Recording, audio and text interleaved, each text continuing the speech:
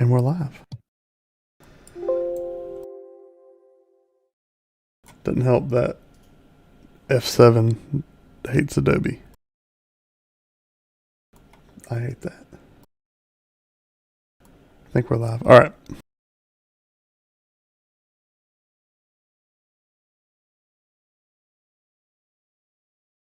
So,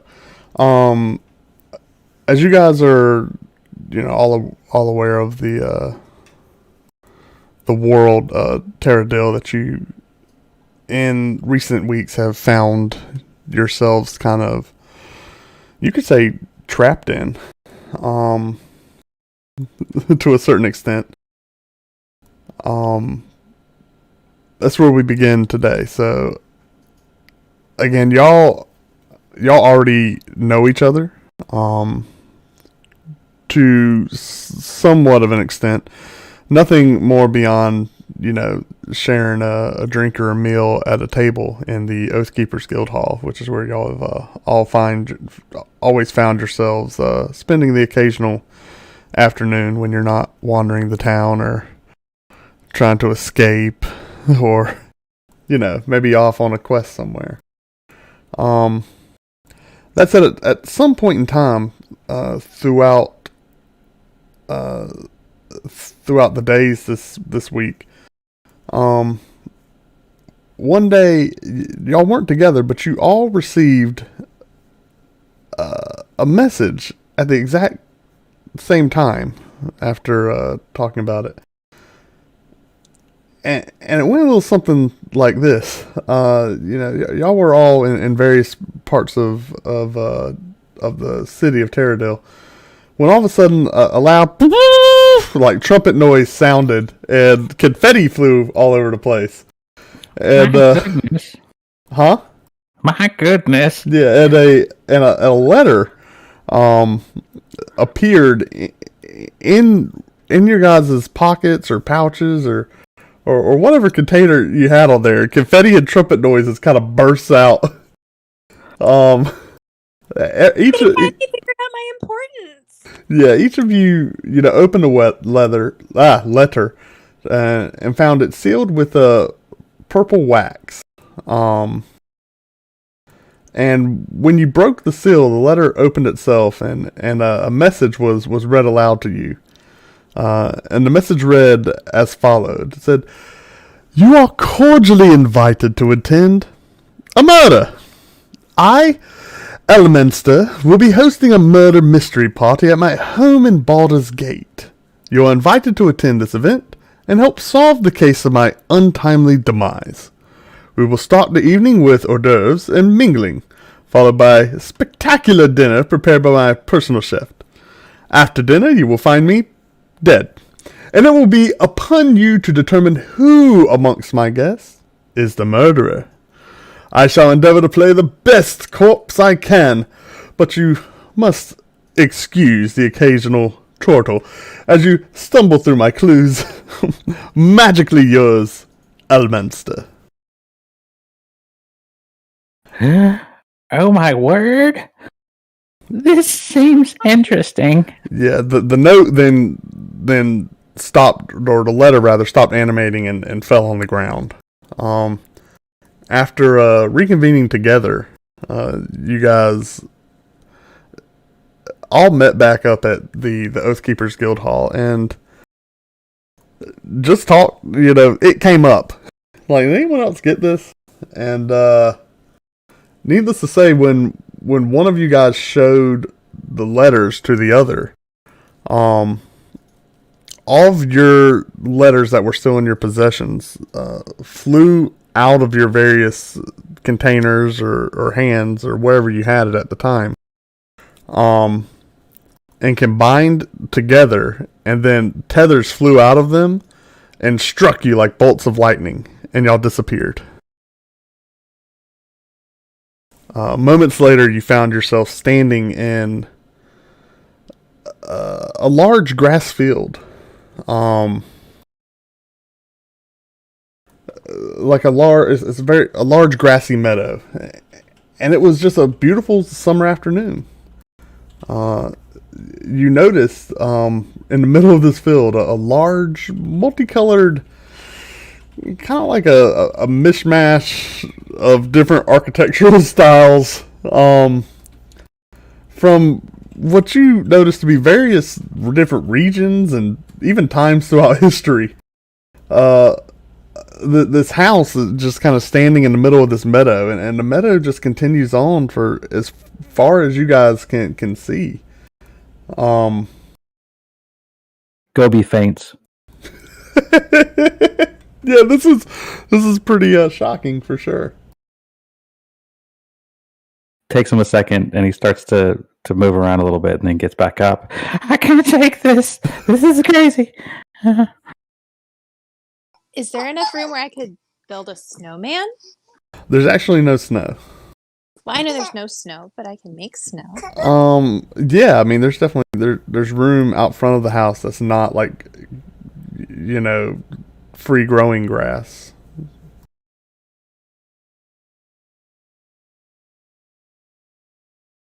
So, do you want to build a snowman? Do you want to build a snowman?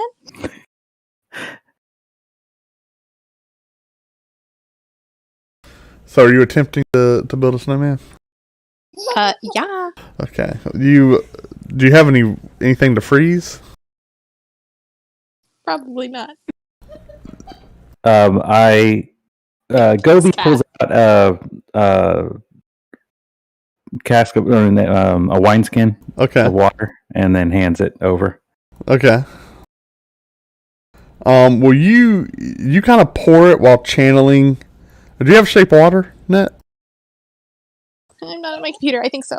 I'm pretty sure I do. You do, yeah, okay. And so, thankfully, you can build a snowman. Instead of just freezing the wine. So you spend some time, and it's hard to create snow, but you definitely have a frozen snowman made out of wine. And you actually take a reed and form the snowman around the reed, and now you have a snowman popsicle. Wow. His name is Olaf, and he likes warm hugs. Yeah, he I mean, if no one's gonna lick him, he'll start melting soon, unless you just keep frost and rain him. Is he for sharing? I guess I can share. Okay, well, you offered a Olaf popsicle up to anybody who wants to take a lick. Oh, this feels too weird. No thanks. Does anyone want to lick Olaf? He is made of wine. Okay, I'll take two. All right. Groby, you go in and yeah, ice is pretty rare for you as is, so this is a nice little treat, especially on this warm summer afternoon. His eyebrows dart up, and then he starts heading towards. So, what was that structure you were talking about? I mean, you think it's a house / mansion. It's a pretty large structure. Whoever the designer was, definitely went through some phases, and yeah, just added an addition with a completely different style. He's seemingly not really taking as much weight on his staff as he usually does, kind of oddly enough for being supposedly an old man. And eyebrows raise up, and he starts heading towards the house structure thingy. Okay. Just kind of leading the way, not even waiting for anybody. Okay. Well, you approach, and there are two large double doors at the front, beautifully gilded with ornate craftsmanship of just excellent style of gold work. And you can see this is actual gold. Is there like a knocker? Yeah. Hey, old man, as quick as you're walking over there, you happen to know where we are? I think Elminster's place is what it said in the letter, but I would just be guessing. I've got a wine lollipop, though. That's pretty good. And he You give That's Olaf a all right. couple more licks. The guy smile on his face. He could care less. Yeah. you As you said it. reach for the door, it actually Mhm. opens suddenly, and there is a He falls in. there is a there's a young man dressed in fairly simple robes, with short black hair, and when he sees you, he's excited. He's like, oh, finally, great, you're here, awesome. Please come inside. Please come inside. He puts the he's holding up the lollipop, saving it, and then stands up and starts walking in. Anybody else? Move it or lose it. Everyone going in? Bendy follows. I must know who interrupted my beautiful performance with that group of wild cats. They were the best audience I've had all week. I take offense to that. Ruined by trumpets. Oh, well, yes, I must apologize for my master's, well, he has his own particular methods for getting attention, but you should consider yourself honored to be selected by the great Elmester. This is a wonderful honor. Please, who are you folks? I'm Goby Jenkins. A wanderer and a connoisseur of nature. It's wonderful. You see his excited expression kind of okay, and you, pointing at Bendy. I am a monk. I traveled a long way for this. That makes two of The us. best master in all of my temple. Oh, and again his face kind of he's trying to figure out something, and he points at Miraquin. I am Miro Caldwell of the Caldwell family of Baldur's Gate. I believe you've heard of us. Yes, sure. I honestly, I don't get out much. And you, miss. Wait, you don't know me? Oh, I'm so sorry. My apologies.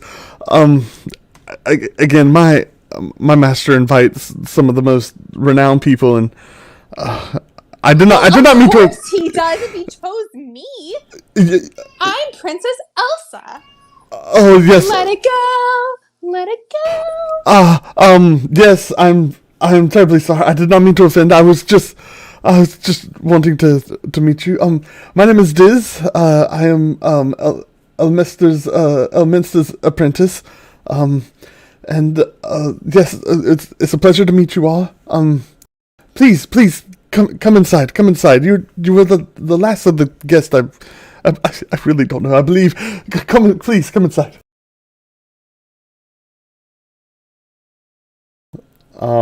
And he actually walks you guys up a. Y'all were standing in a fairly large foyer, and he walks you up a fairly wide set of stairs, about 15 feet up, into a very large chamber with kind of like a almost like a resonating mirror pool in the middle. With you guys notice as you walk up, there are 3 other guests kind of standing and mingling. There's tables on each side of the room with various different hors d'oeuvres and appetizer trays, and an older man and a somewhat middle-aged man and a much older woman are talking kind of by an hors d'oeuvre tray, and there is another woman kind of off in the corner, seemingly minding her own business or not talking to anybody. Gobi starts to head towards the table. Okay, yeah. Yes.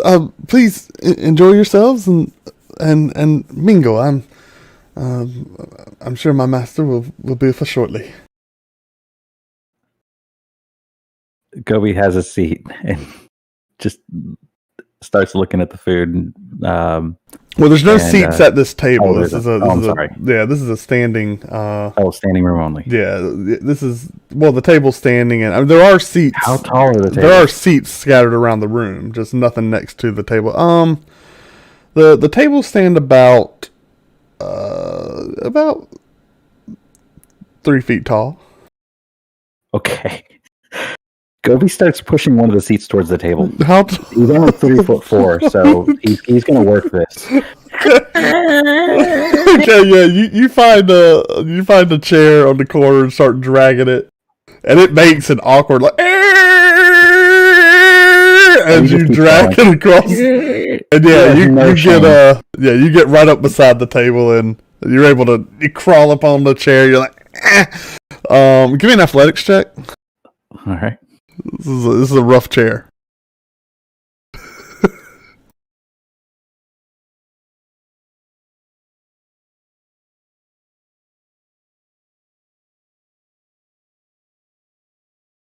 Oh, you're fine. You hop right on up there.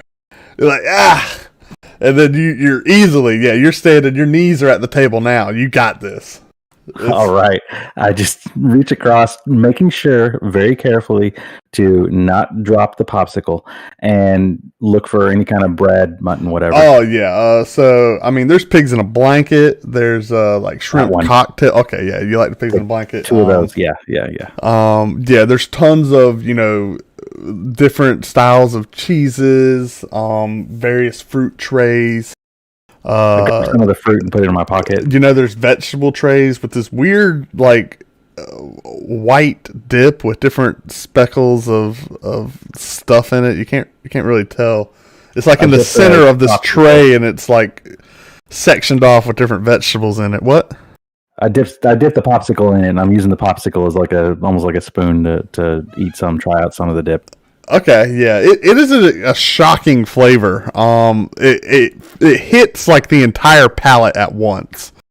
Savory, tangy, sweet. I mean, there's no real spice to it. It's kind of overwhelming. You wonder why anyone would ever dip anything in this if they wanted to taste the flavor of what they were dipping. But he pulls the dip over, and then he just continues on and lets everyone do their own thing. Okay, is anyone else doing anything? What can I tell about the person, whichever person is mingling is closest to us as we walked in?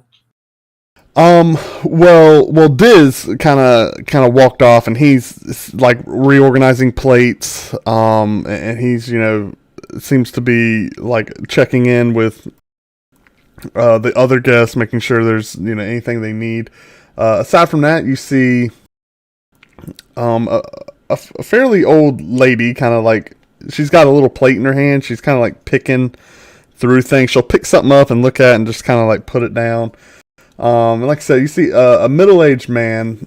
He's wearing robes, kind of darker in color, but with some pretty light, nice trim on them. Again, they look very fine. And then you see, and he appears to be human. Then you see another woman who, as you take a moment and look at her, you can clearly see that she is an elf, a full-blooded elf, standing kind of off in the corner. She also has a tray of hors d'oeuvres, but she seems to be kind of looking at everyone. But she's definitely, when you guys walked in, you notice her looking at you guys. She seems to be wearing a leather jerkin, and leather pants, all very tight fitting, gear. And she's got a a cloak that's kind of covering all but just the center like strip of her frontal of her front, so you can kind of make out her clothes underneath, very very slight. Aside from that, she's got a large cloak draped over her, but her her arms are up through it right now.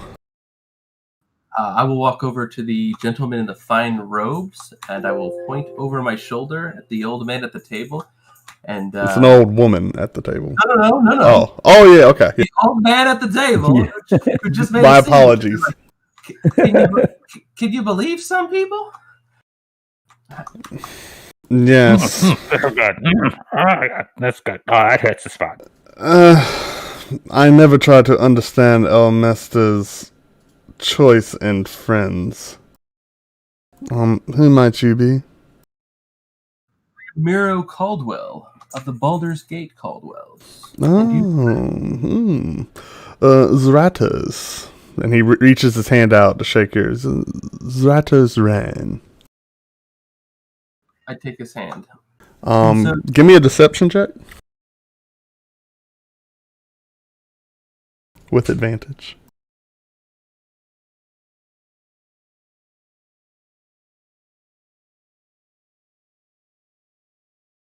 And he says, Caldwell's, well, at least Elmesta keeps some respectable contacts. You seem to know a lot about our host. What can you tell me on it? Well, we have somewhat of a past from our younger years. We're just old acquaintances, nothing more. I frankly haven't seen the man in years. I must confess, I spend most of my time in my crypt these days. So much work. Does Gobi recognize what he's saying? Is he putting give me a perception check. You are kind of focused on your meal. I was about to ask, can I hear what he's saying? You're not doing anything else, so you can, if you're standing somewhat nearby, you can hear. Gobi, yeah, you can make out pieces, not the whole conversation. Okay. So he's kind of trying to listen while he's feeding. It's almost like a ruse. Bendy, what are you listening to? Just kind of standing nearby, or? Bindi followed her nose to the nearest meat platter. Gotcha. Okay. There are a large assortment of various rolled meats for the delightful palate. Gobi offers a pig in a blanket. Bindi gratefully accepts. Mm-hmm. He shoves over half the plate over there in her direction and continues chomping on various other vegetables. Okay. Were you doing anything? Despite her animalistic appearance, she eats more delicately than man at the table. Were you doing anything, Elsa? Gobi has no shame. I was going to join Miro. Miro. Okay. And talk to this gentleman. Oh, okay. So if you walk up after Zratos has been talking to Miraquin, he says, "Oh, and may I have the pleasure of your name, my lady?" I'm Princess Elsa. Oh, Elsa, what a beautiful name.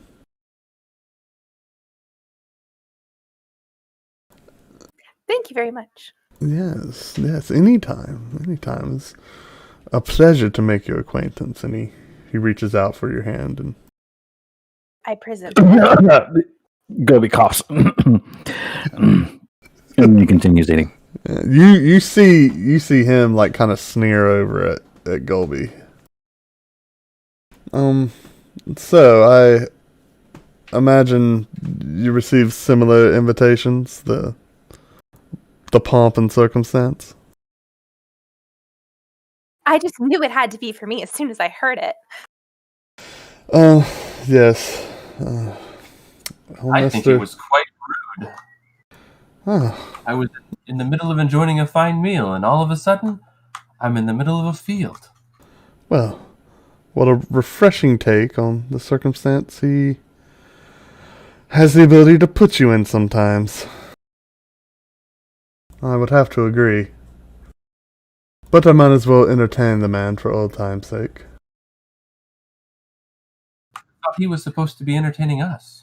Well, I would imagine we are in for quite a show. It's not like I have anything better to do. I only just recently conquered this little small farming village. My small little army of zombies. But, Zombies? yes, I finished killing off all the village folk, and I think I'm setting up a small, summer lair there. It'll be delightful.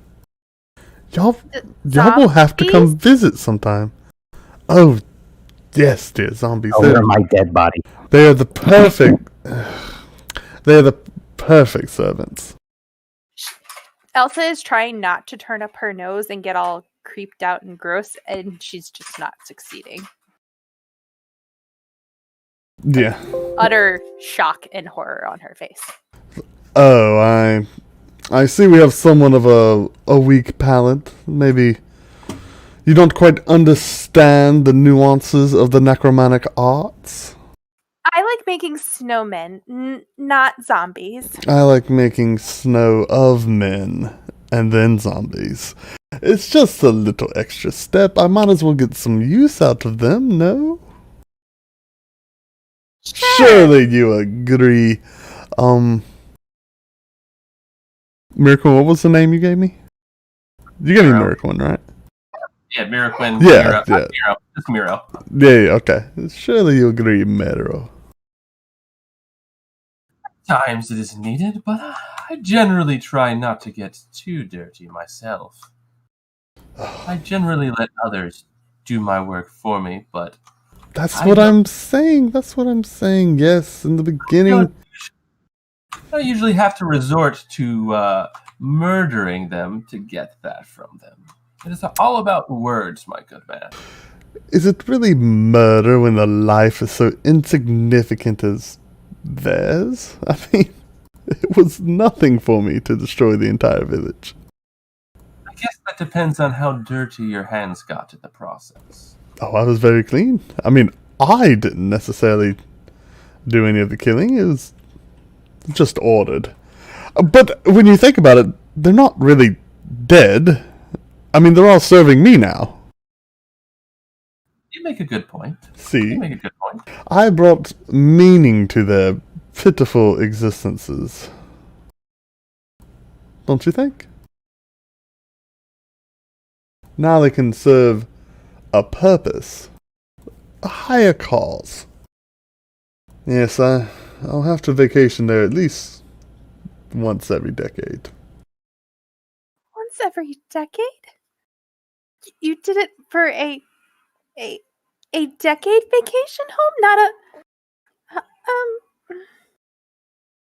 Oh, well, maybe you're not as traveled as me.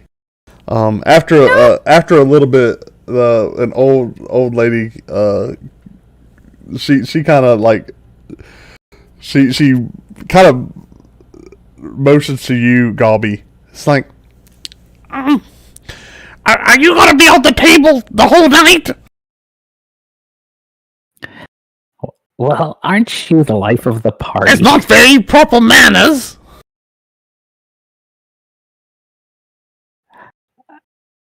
Technically speaking, I'm only halfway on the table. Well, be a dear and pass me one of those blanketed piglets. He rolls one over. Ah! So uncultured. Who are you anyway? It's food. It's going down your gullet in a second anyways. What does it matter?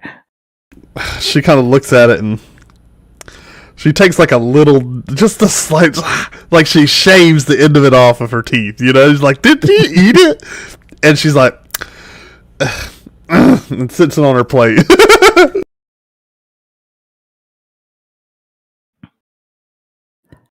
And who are you?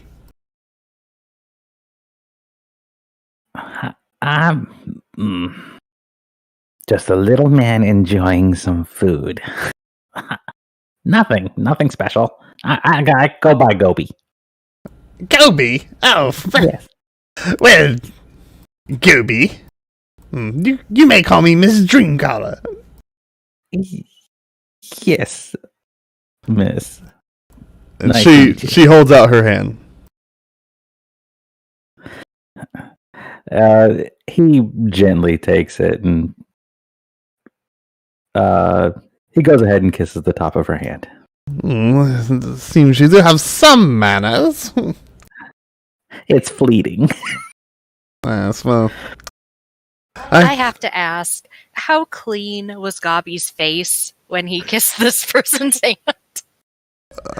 Gabi, how clean was it? Beard. There's got to be stuff in my beard. He no shame. Yeah, well, she didn't seem to mind that much. Okay. Yeah, it was the act that impressed her more than anything. He was mainlining a wine popsicle covered in ranch dressing. So. Yeah. Pretty much. No shame. No shame. Well, I knew little Elmester when he was just a little itty bitty lad. And she's holding her hand up about 3.5 or 3 feet tall. Oh, he's so perfect. Wow. Oh, yes. Are you friends of his? Looking at both you and Bendy. Accidentally speaking, yes. Oh, well. He does have a way with people. Yes, either friends or victims. But either way, it'll be fun. Oh, well. That's, I guess, all in how you look at it. Yes. Oh, little Elmester. Me and my late husband, Ludolf, we didn't have any children of our own, but he was like the little son we never had.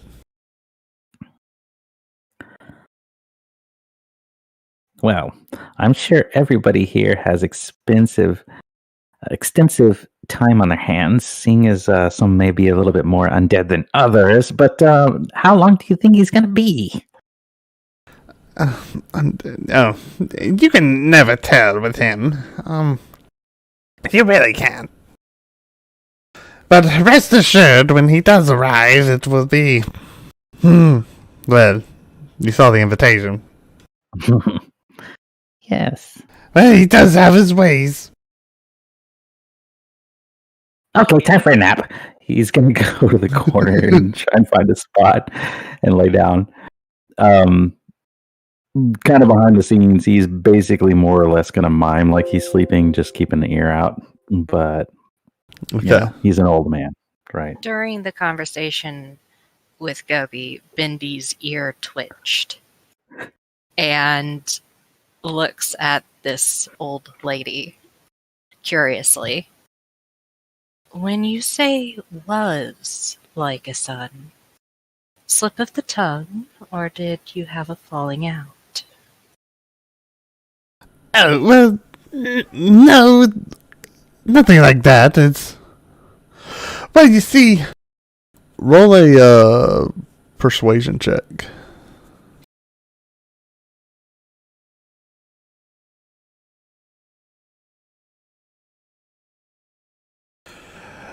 Man, we raised the little lad for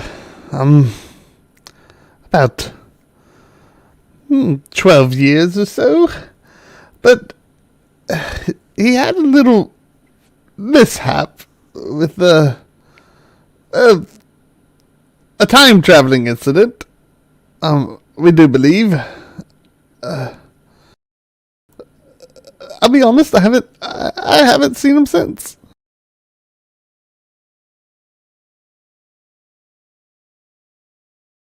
Time travel. Yep. Just, he did send a letter explaining it, but it was just ripped from our lives.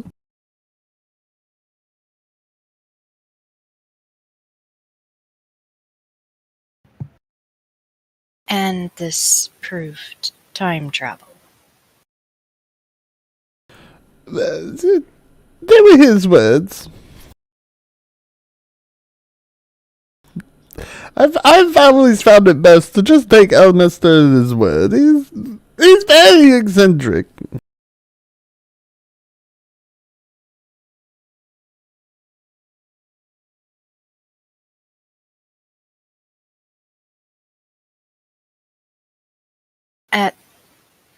I'm sorry, am I misunderstanding? You're basing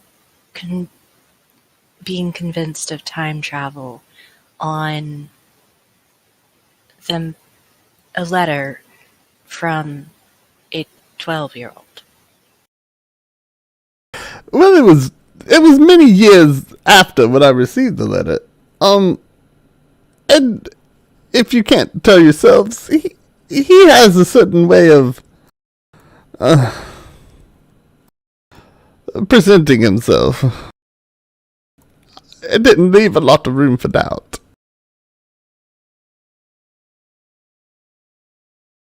To each their own. And Bindi goes about eating another pig in a blanket.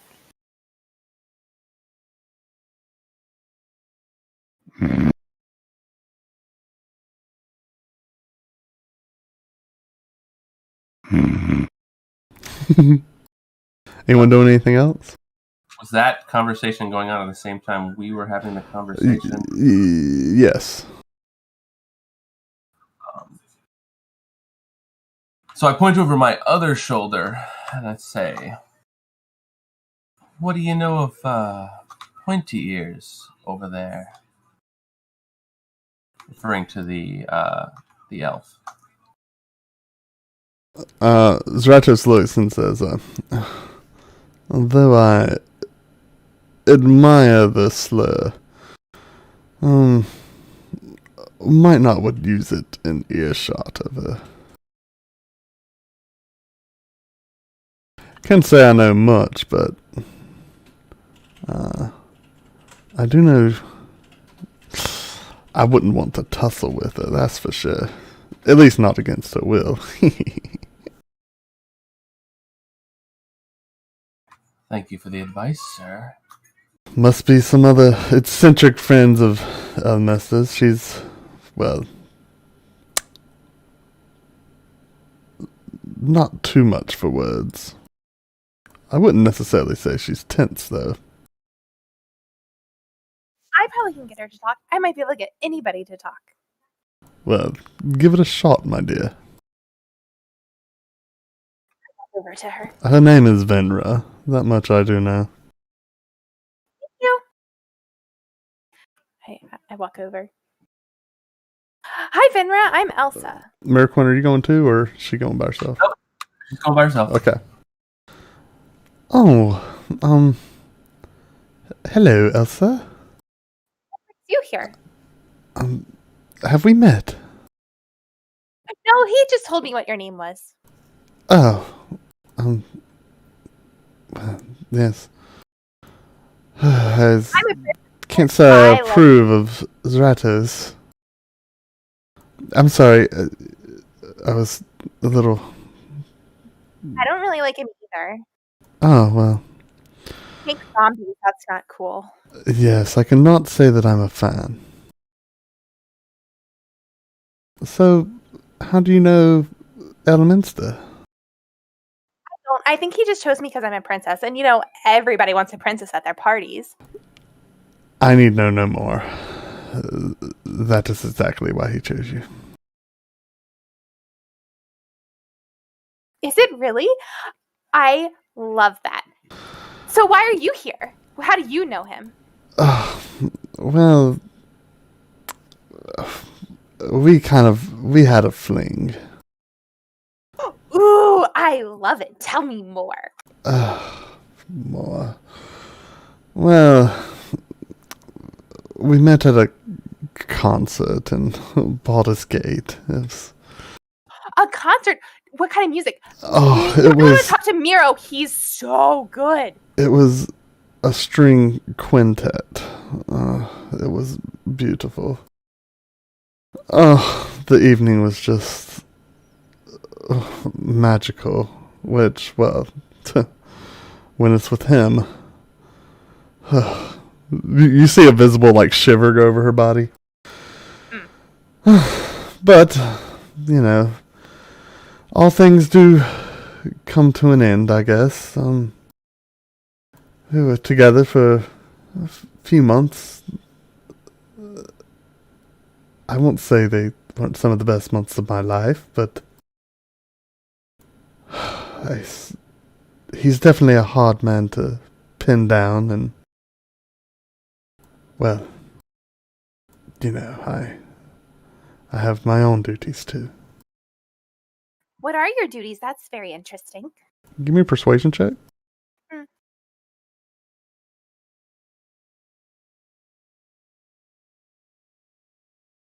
Oh, very good.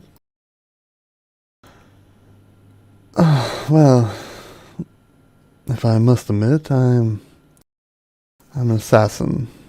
I do serve the crown.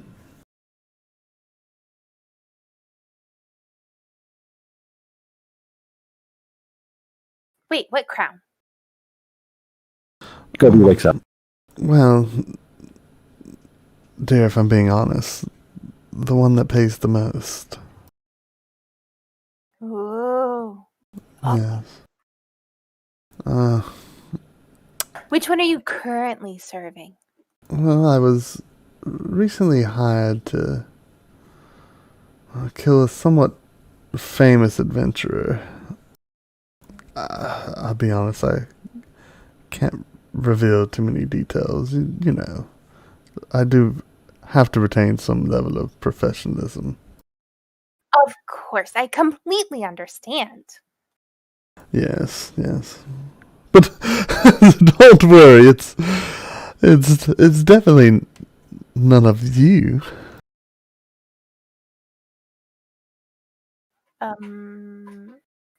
None of us? That's good. Am I sure? You may give me an insight check.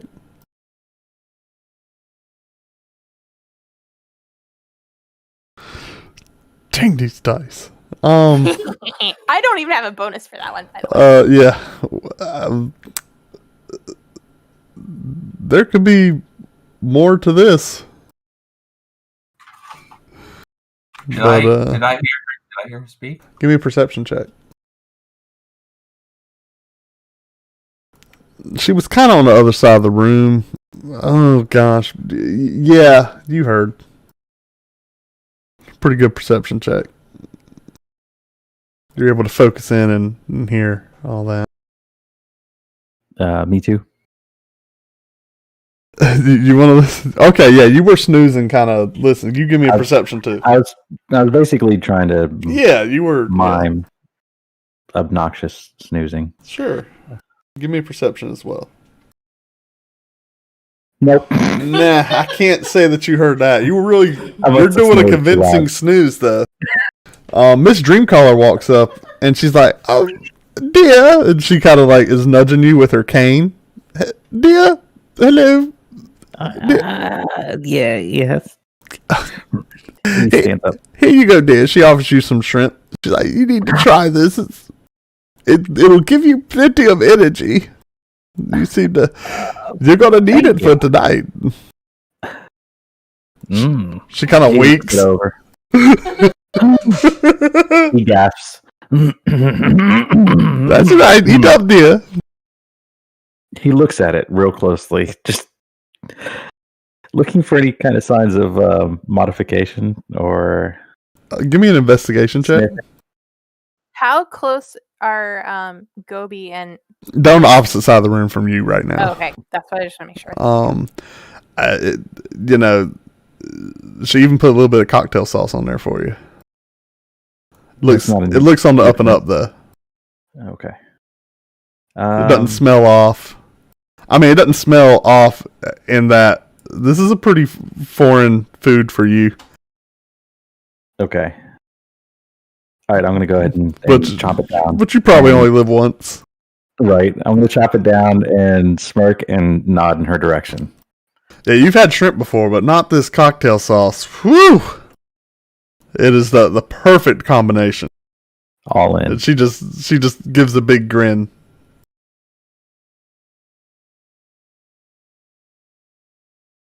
And she's like, "You do so much remind me of my Ludolf." he shrugs and gives a smirk and almost a blush as he's trying to scoot half frozen popsicle under the nearest chair. Yeah, it definitely is half frozen. It's starting to. You need to get on licking unless it's going to be dripping. No, it's on the floor. It's gone. He's just kind of trying to scoot it out of the way so nobody notices. Diz, everyone give me a perception check. And what are y'all's passives? I don't have y'all on the party sheet. Let me fix that real quick.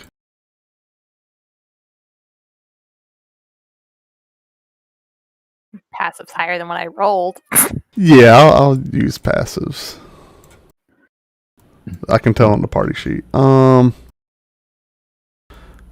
So everyone for 15 or higher, you notice Diz walking into a room that was off to the right of this like staircase that y'all came up into this large gathering room.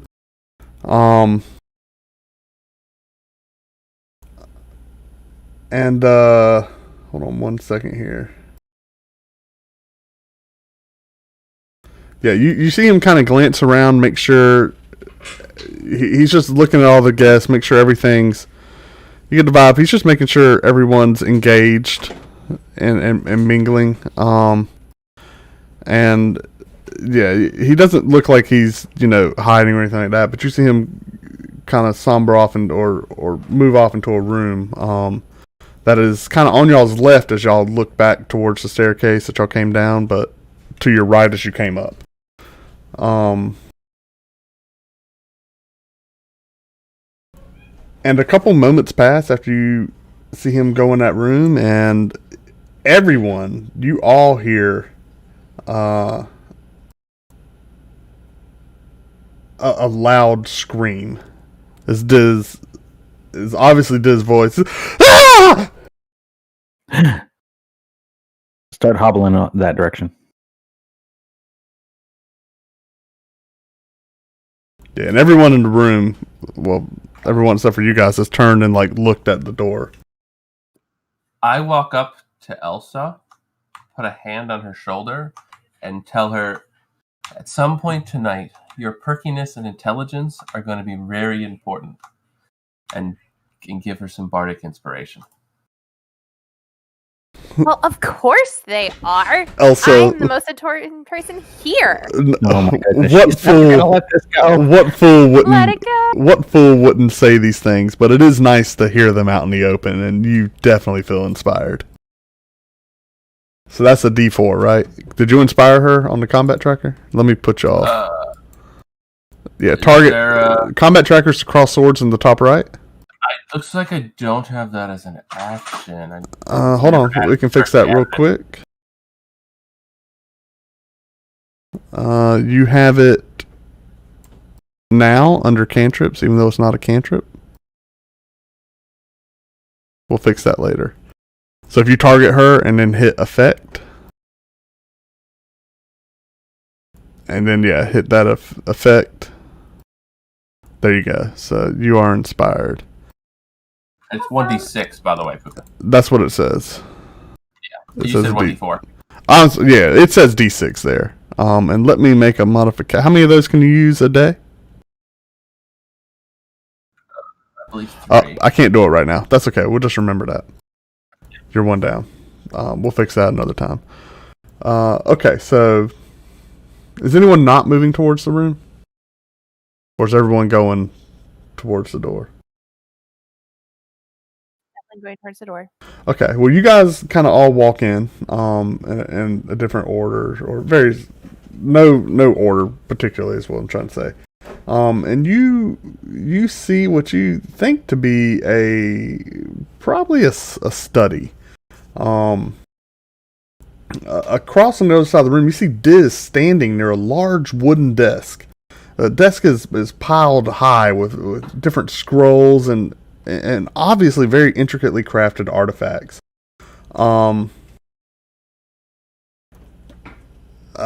Seated with his body slumped over the desk is a a human in very flamboyant and elaborate, like blue with like starburst pattern robes. Diz actually looks up to everyone as they come in, and he's dead, like for real, I think. Gobi gasps, make way! He steps by him. Miss Dreamcaller like is right beside you, and she gets up to the body. And and she faints. Gobi turns to the right and picks up the nearest book and opens it and starts reading. Okay. What's the title on it? The title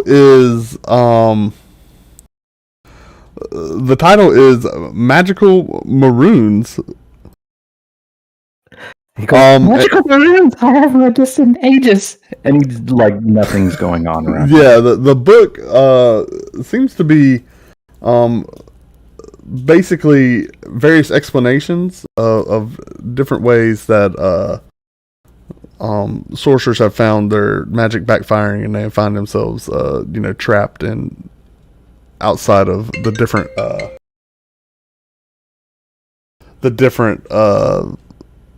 physical, or outside of the physical plane, and different planes all around. And it's an interesting set of various stories. He is half reading, and then when he thinks he's not being watched, he's kind of glancing around. He is trying to take in what's going on around him, but he's not trying to look. Yeah, and that book was just on like a pile somewhere, right next to the desk. Okay. What's everyone else? I see our host has finally decided to make his grand reveal. Yeah, Zeratos kind of looks, and he's like, just give it a moment. I'm sure this will be some elaborate ploy. I look at him and say, aren't you supposed to be the expert on death? Shouldn't you be able to immediately tell us whether he is or is not really dead? If that's even him, he walks over to Elmester's body and touches it, and you see him kind of examining it, and you see like a look of concern grow, like his brows furrow. He's like, he is dead. And he kind of looks around at everyone. What's going on here?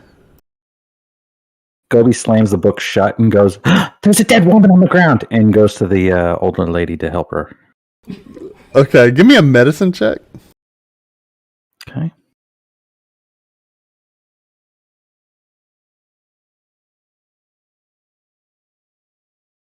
Boom. Wow. Headshot. Yeah, you know exactly what to do. You elevate her head, you start fanning her face, and slowly trickle some like water and like pat her forehead. And after just a few moments, like she slowly like, and she looks up. She's like, it was just a nightmare. Oh, hello. Breathe. I'm breathing. I'm breathing. I wouldn't look to your left. Why would I want to look away from this face? Aw, you're too kind. Oh, I won't be just kind. Are you two finished? Elsa, what would you like to do? I think I want to look for like. Look at the body. I can't believe I'm even saying that. Yeah. Okay, and Bendy, what do you want to do? Bindi is going to basically do a sniff check just to make sure that the smell of decomp is actually there before visually examining the body. Ooh, I'm going to wait until after she does that. Okay, Bendy, you walk up and give me an investigation check, Bendy.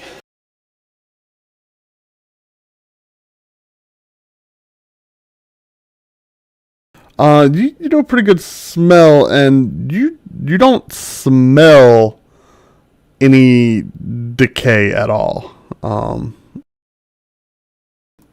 Yeah, like if he's and Elsa, what are you doing?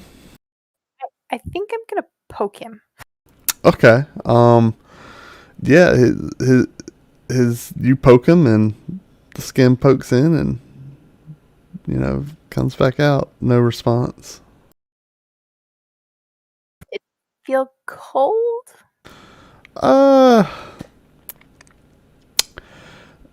It's not warm. Like it's not as cold as the room. He isn't that long dead. It's pretty impressive for, whatever he's done. Like, he feels a little chilly. This is pretty impressive. I want to know what he did. Diz is like in the corner, and he's like, "No, you don't understand. No, this isn't what was supposed to happen." What do you mean? He's like, I was supposed to be the murderer. He's like, I was supposed to be the murderer. He's look, and he holds up a little bottle with like a skull and crossbones on it. He's like, this is my poison. It's like, you were supposed to discover it on me after we had the clues. And Diz, did you actually kill him? no, I didn't actually. It's not poison. Well, what is it? Because, It's just water. I take the vial and I'll taste it. Elmister gave it to me. You taste it? Yeah. It's got a faint sweetness. It tastes like sugar water, maybe. Not poison. Poisonous berries are usually very sweet. You could take some more of it and give it time.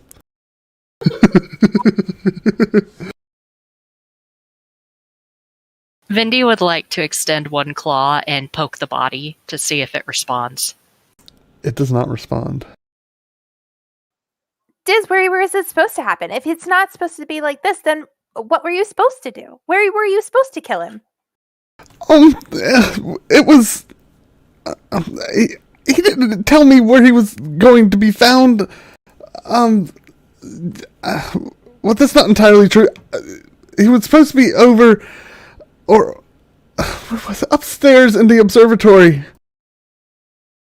This doesn't look like a really comfortable position to put yourself in if you're going to be there for a while. But this wasn't supposed to happen yet. There was supposed to be...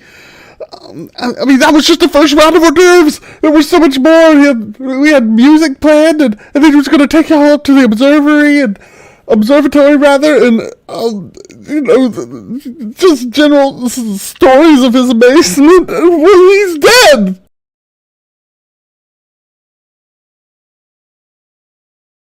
Is somebody actually going to look at this body? Because I'm not going to do it. It's too dirty. I'm sorry. Gobi looks at. I apologize. I forgot her name, but and says, "Are you gonna be okay?" Zratos kind of looks. He's like, we're all just playing into his hands.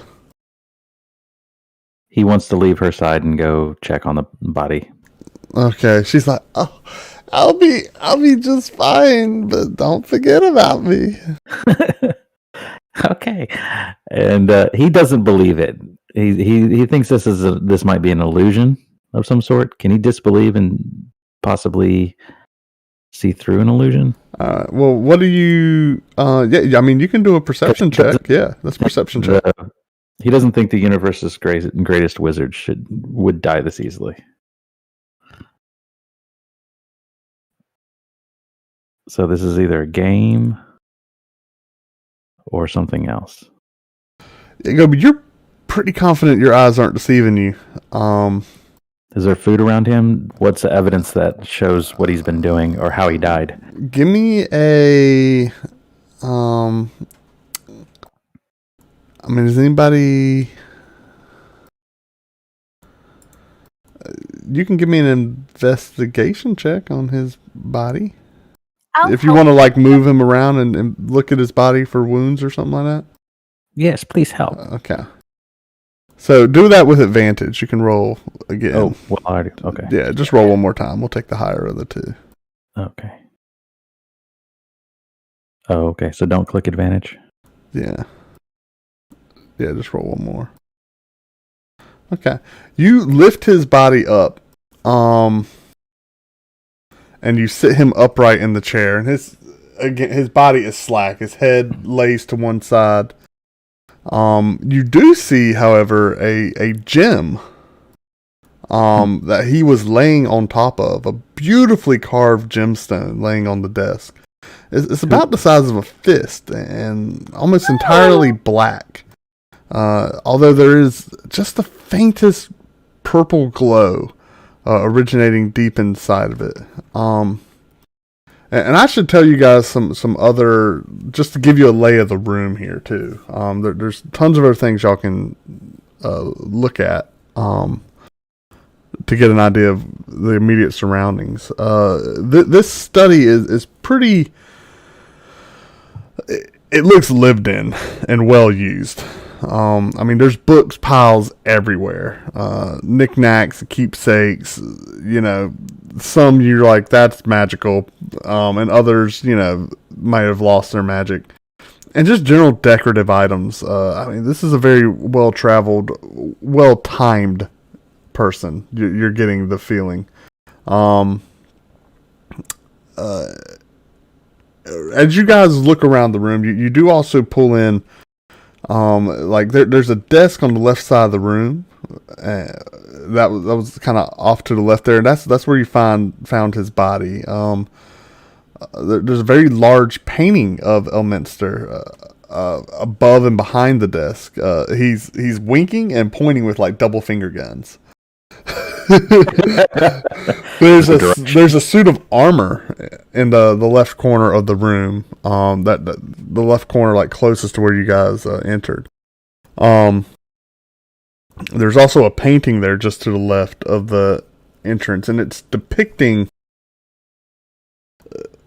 Elminster's tower, although it seems to be missing a couple of the additions that you guys saw when you walked in. There's also like a large porcelain vase just to the right of the entrance, and it's got like a handful of different staves stuffed in it. There's like a large worn down chest in the far left corner. The far wall is covered with, I mean, it's just bookcases, just filled with various books. A large old rug covers most of the floor in the middle of this room. There's also a large fish tank on the right hand wall. Two like large, like, you know, wingback, you know, cigar club chairs rest on either side of the fish tank, and they're kind of angled towards each other.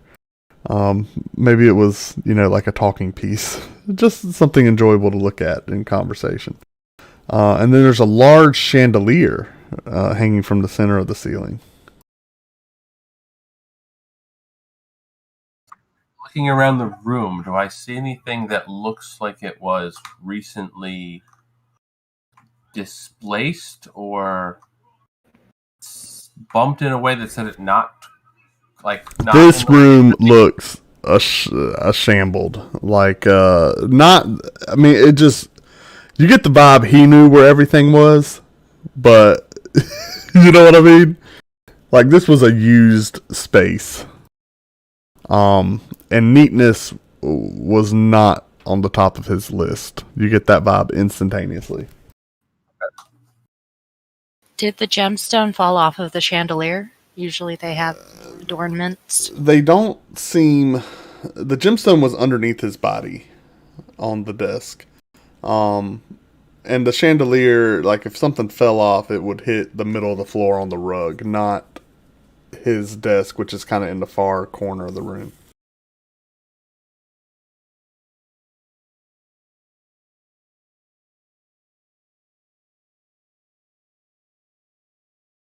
I would like to take a closer look at this gym, seeing as it's the size of a fist. Okay. What do you want to, how do you want to look at it?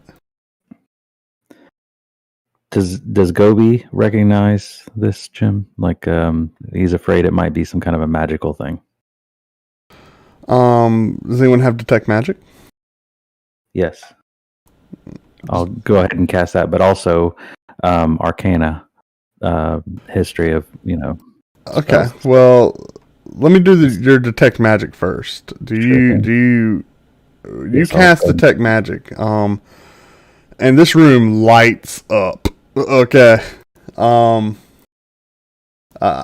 tell you what you see there. You look around this room, and you notice several things glowing. And I'll tell you the various schools and what they are. There is on like a mantle, there's a whole bunch of different like jade figurines. But one of them is glowing, and it is of the school of conjuration. It looks like a chicken. There is a wand in a glass display case, and it is faintly glowing, very weakly, but it's glowing the color of the school evocation. There's a bird, or how to describe it? It's like a clockwork bird sitting on the desk, right? And Elmester's corpse, I mean, it was actually sprawled across it. This is something I should have told you. That his right arm was tucked under his body, but his left arm was stretched out towards that bird on his desk before y'all sat him up. It just looks like a tiny little songbird, and it is showing the school of transmutation. As Elmester's sitting up, you see glowing inside of his robes. You open them up, and you see two wands that he has stuck in holsters on his legs. They are both glowing with the school of evocation. The gem is growing very brightly, extremely powerfully brightly, with the school of necromancy. And there's a suit of armor. It is glowing with transmutation magic. And then beyond, like, kind of a faint glow, even through the walls of the study, you can see this whole, not the whole area, but this entire place seems to have a faint glow of conjuration. Like, you see that kind of everywhere. And Elsa's is Elsa reaching for the stone? I'm 100% going to pick up this stone. Okay. Can I go? Can I go? I Necromancy? mean, yeah, you can pick it up, Elsa. Okay. Yeah, I just worried that something bad would happen.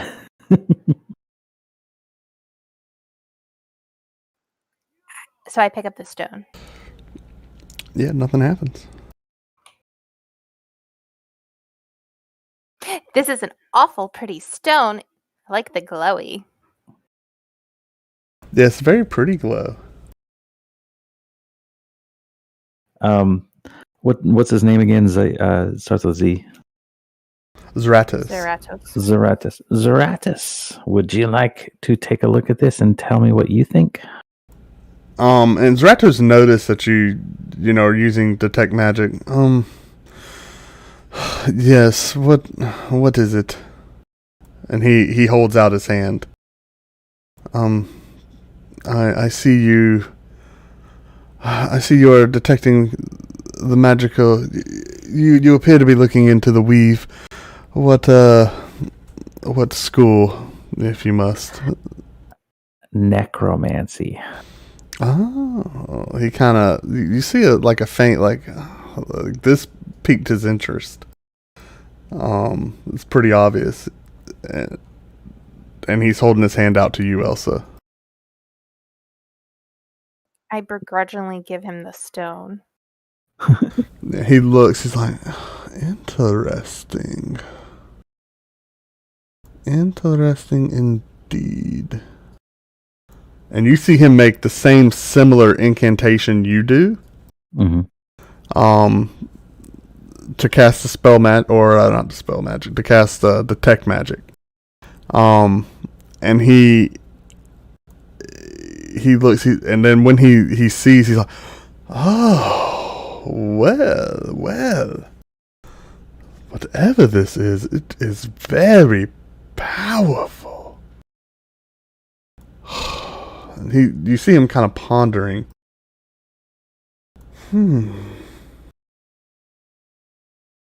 What could this be? Would it be a container?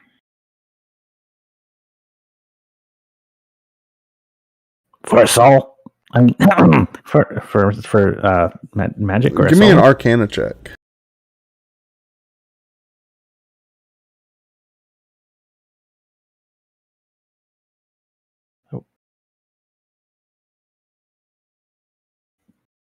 Oh yeah. You and him kind of come to the same conclusion at the same time. You both, he's like, y'all finish each other, he's like, yes, this item is made to trap and hold a person's soul. It's like the glow. That means there's something inside of it. Like a person? Well, yes, my dear. Or their essence? Okay, I don't want it anymore. You can keep it. The very soul itself. I pressed it to chase my hands because I touched it. Why would Elmest? Ugh. Oh. Again, for a second, I must admit I was a little surprised, but knowing who we're dealing with. Can you tell who's inside? Is it him? I might well know the incantation, but I do not have the reagents here. It could be done. But why would Elmesta put his soul in a gem? He would be completely powerless. I'm sure this is some poor Diz, who else is here with you? Where did he get this? Diz kind of looks up. He's like, I've never seen that thing before in my life. What are you talking about? There's no one else. It's just been me and Elminster. How long have you been here, Diz? I've been his apprentice for 3 years now. There's no other servants in the house? No, I take care of all the duties. Duties. I mean, I've lots of jobs around here. Dove wrangling, boot shining, cape pressing. I do all the, market shopping. I answer his fan mail. I'm, a little bit of a stenographer myself. He doesn't like a cold chamber pot.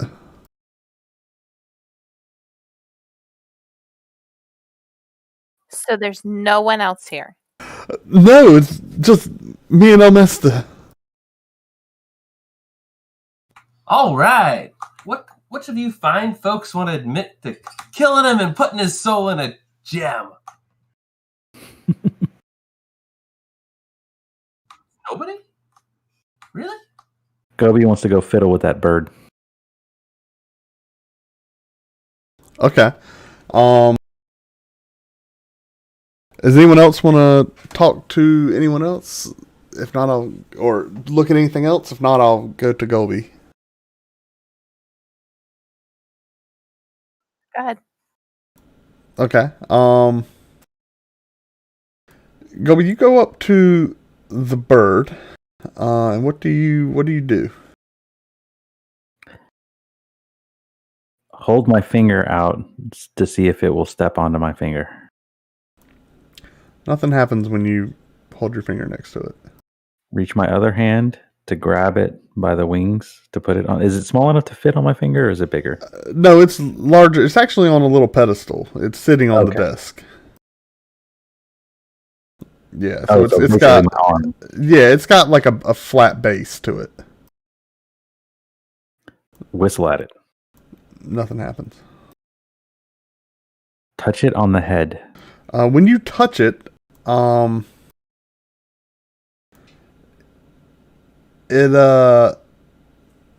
see the bird like perk up and go, password, password.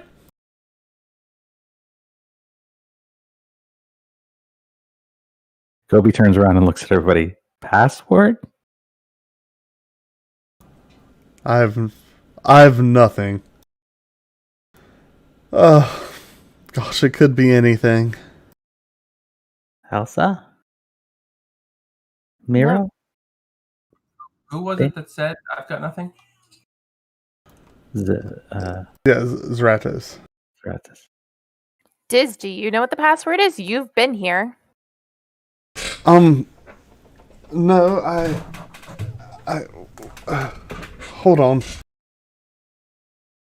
Hold on. He walks up and he's like,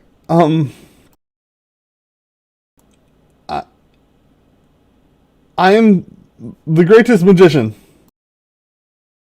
Now.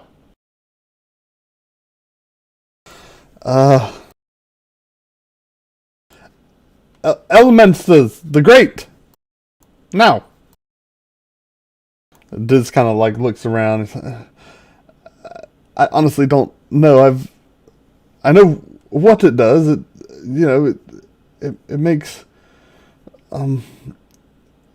it keeps recordings for him. He can annotate to it or speak to it, but I don't know the password. Bendy would like to start looking on the desk for a piece of paper with the password written on it. You actually find a sticky note. I'm just kidding.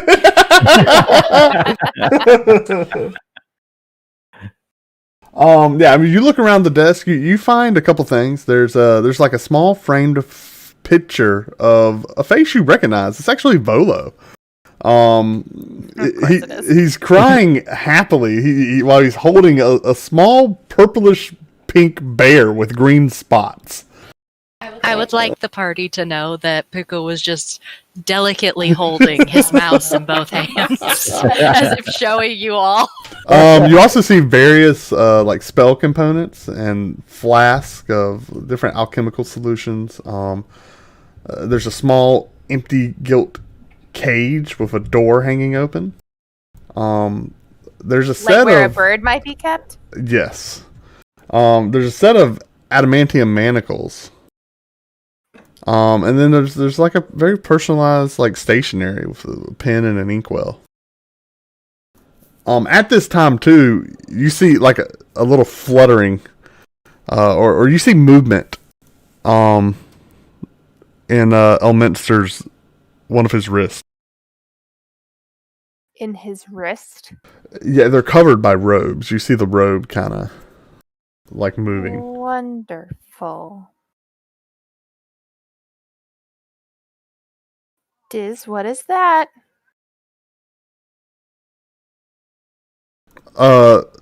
Diz looks. He's like, oh, he's like, he rolls back the wrist and a dove flies out, or he rolls back the robe. He's hold on, and he rolls back the other one and grabs and is able to grab a dove before it can fly away. He's like, and he puts it in the cage on the desk. And the other one's flying around. The other one's flying around. Bendy would like to climb a bookcase to try and catch the flying dove out of pure instinct. Give me an acrobatics check. Does anyone have a small piece of With advantage, you've done this charcoal? before. Oh yeah, you catch that dove. I've not killed it yet. What did you say, Matt? I asked if anybody had a piece of charcoal, or is there any little like that I could make a rubbing with? This is like, yes. Give me a moment, and he walks towards the door. Venra actually kind of shuts the door in his face, though, as he tries to leave, and she says, "Maybe you could find one in here." And this is like, yes, and he goes over to the desk and opens a drawer in the desk, and yeah, he gives you a stick of charcoal. I would like to make a rubbing of the top of the personalized stationery to see if I could read what the last note he wrote on it was. Like, Sure. how, like, okay. So you know what I'm talking about? you find a piece of parchment, and you rub over it. You can't make out a lot. There's a lot of different imprintations that are kind of overlapping one another. Give me an investigation check.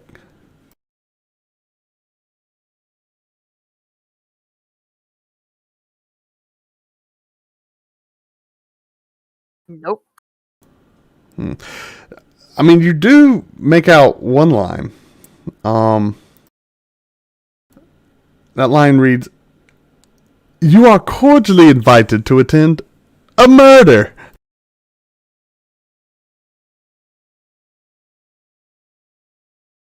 You think you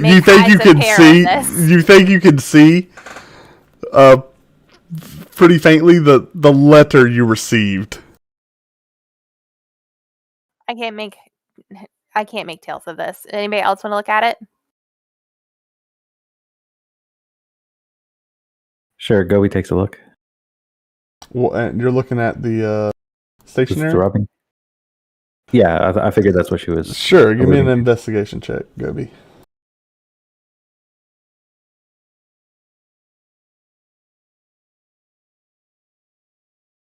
Gobi, the only thing that's really clear on there is you can make out, like, yep, this was the letter he sent us, was the last thing kind of written on this Worth pad. a shot. Good thinking. We have to work together, or else we'll never figure it out. Bendy still has the second dove Yeah, you've got the delicately by the neck and is kind of just holding it out as if a chicken being presented to a farmer towards Diz. Bendy, are you planning on eating that, or did you want us to put it in the cage? Nature at its Bendy's finest. not hungry. The pork in wrappings was sufficient. I'll help her put it. And let me know if there's anything else around the room you guys would like for me to describe. I mean, I listed off some things earlier that y'all can look at, but I can always do that again if you've forgotten. Miraquin's gonna walk over and start and see if you can open that the chest you mentioned.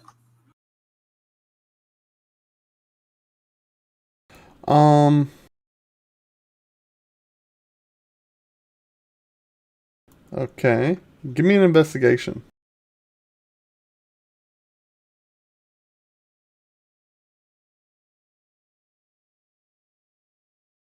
It just looks like an old trunk to you.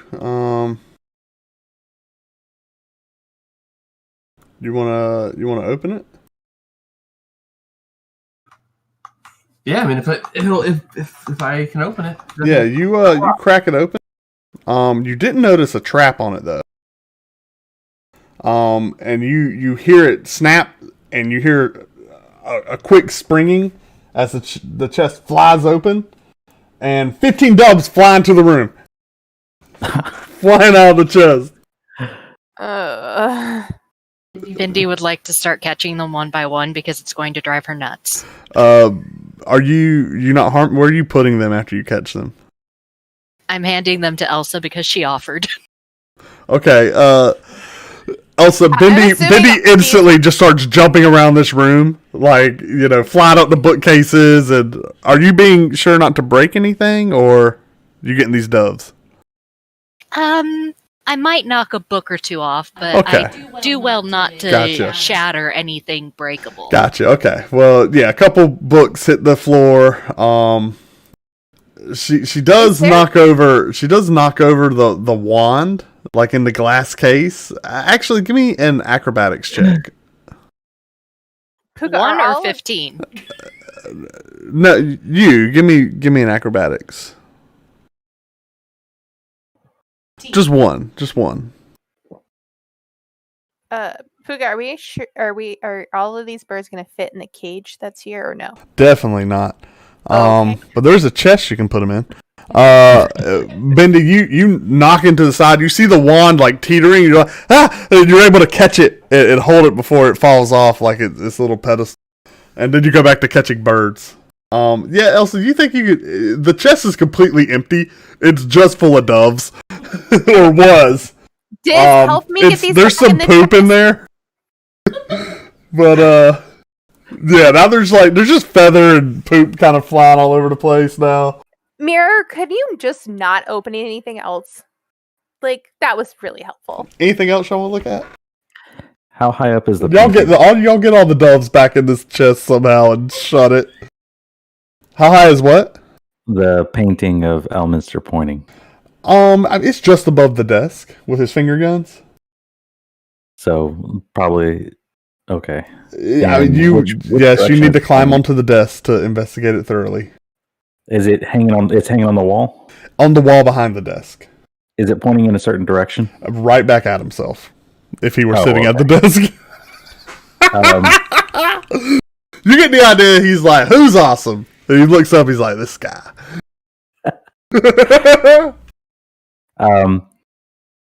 Marrow, on the wall is a painting. Can you help me take it off? There's going to be more, like, pigeons behind this. Don't do it. Mira walks over and takes the painting off the wall. Please tell me more birds fly out. That would be awesome.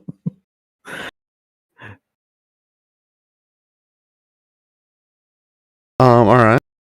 Do we see anything behind it or on the back of the painting, or is the painting interesting? Is there anything hidden behind the painting?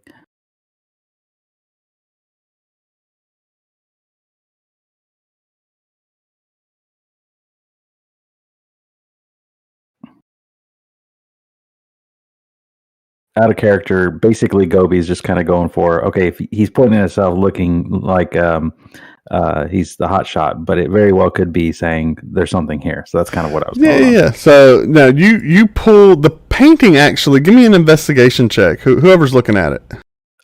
Both Miro and I. So Miro, you do it with advantage.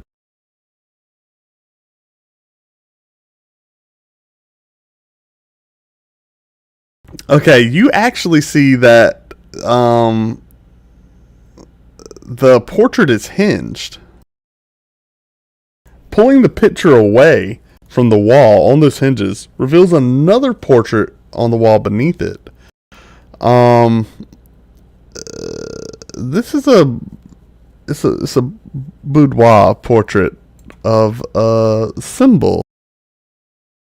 Give me a history check.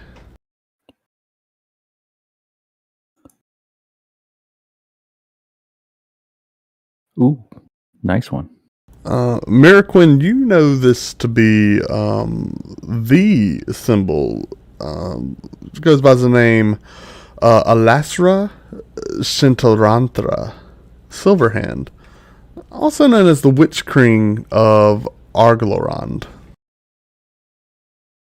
She was one of the 7 sisters, a chosen of Mistra. She's not wearing a lot of clothes. I put my hand up to kind of cover modesty. Venra looks and just kind of rolls her eyes, like, and you see her just kind of put her hand at her temples. I I prestidigitate some dirty clothes on her. I don't Like clothes to think. cover up the... Okay, a little. I got you. Sure. But I can't clean it, so I'm Sure. gonna get dirty. Yeah, you are able to you just make some little leaves on her nipples and her lady bits downstairs. Good thinking. Maybe we should close it, Meryl. You should try her name for the bird, or maybe her the place she's from. I don't know. I don't know anything about her, but you should try it for the bird.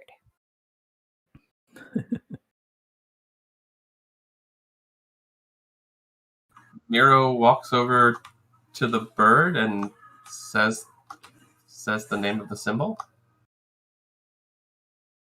He wasn't paying attention. I missed it. It's something silver hand, but I don't know what her first part is. Alashra Shentra Anthra. Yeah, Silver I hand. say As the password. I touch the bird and say that.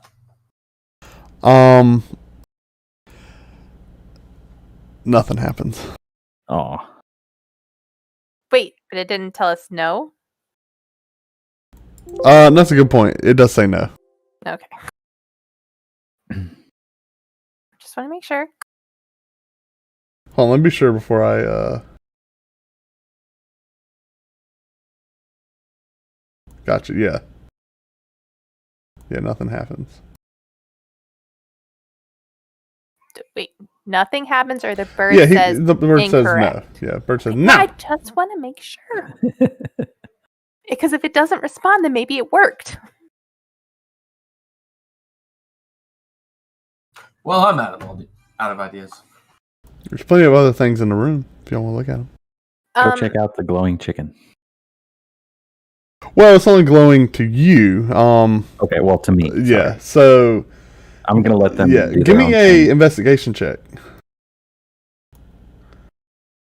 with advantage. It's kind of obvious to you. Just roll again. Yeah, sorry. Yeah, that'll do. So these little figurines are all different animals. You notice that the chicken is obviously magical, and it's not collected any dust compared to the other little jade figurines. It doesn't appear to have any wear and tear. It looks exquisite. Pick it up. And you know it's obviously magical. I pick it up. Okay. And look for a name or any kind of words on it or anything. You look at the bottom and you see a small little inscription. And it says, if nothing else.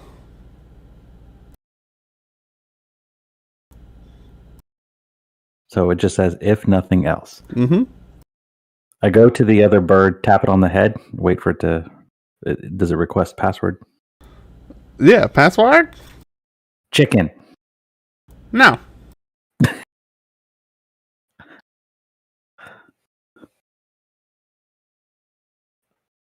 I wait to see what other people do. All right, anyone else? What are y'all looking at?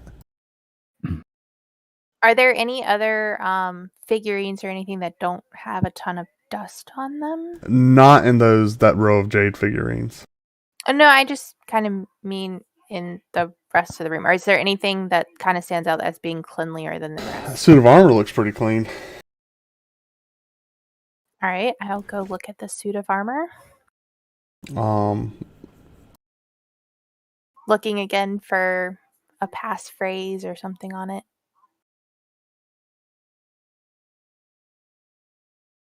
Give me an investigation check.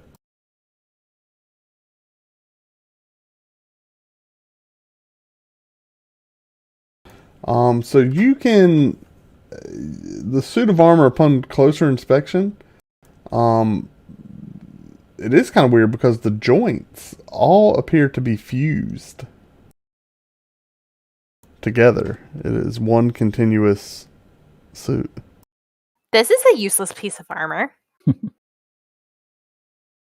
But all the joints are fused together. Why would somebody do that? How confusing. And if you remember, the armor was glowing through your detect magic eyes. It is magical. And Well, I haven't do you said wanna look at the other people are kind of rummaging through stuff as well, aside from you guys. Except for Miss Dreamcaller, who's fanning herself on the floor. Thinking that when she mentions that, when she asks if I want to look at it, the first thing that pops up in my head is maybe it talks too. So I'm going to go over there and tap I it could with my poke staff. it. Yeah, that's pretty much. Get a stick and poke it. While he does that, I Um, want to go talk to Miss Dreamcaller when. Yeah, you do that nothing second. happens when you poke it. I hit it.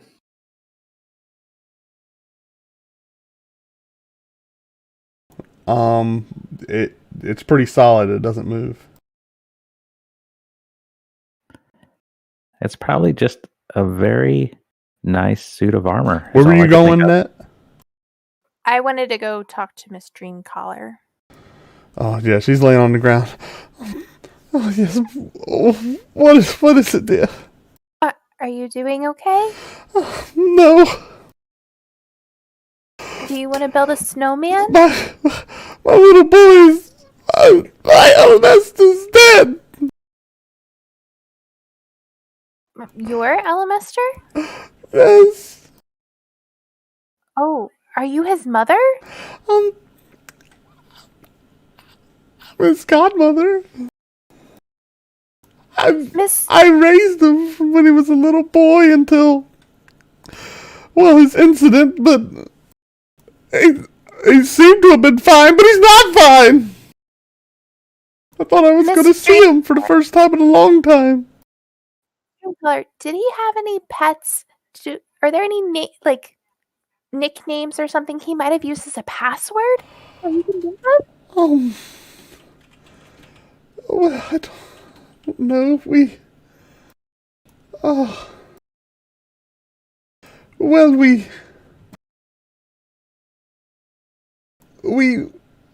grew up in. Oh, well, I shouldn't say he grew. He was a young lad with us in Athalanthar.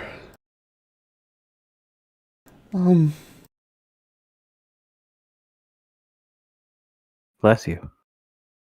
But I don't think he remembers much from those times. When you have a life like Alanthar's, a couple years spent with me is, well, it's just a drop in the bucket. I can't imagine how many years he's enjoyed.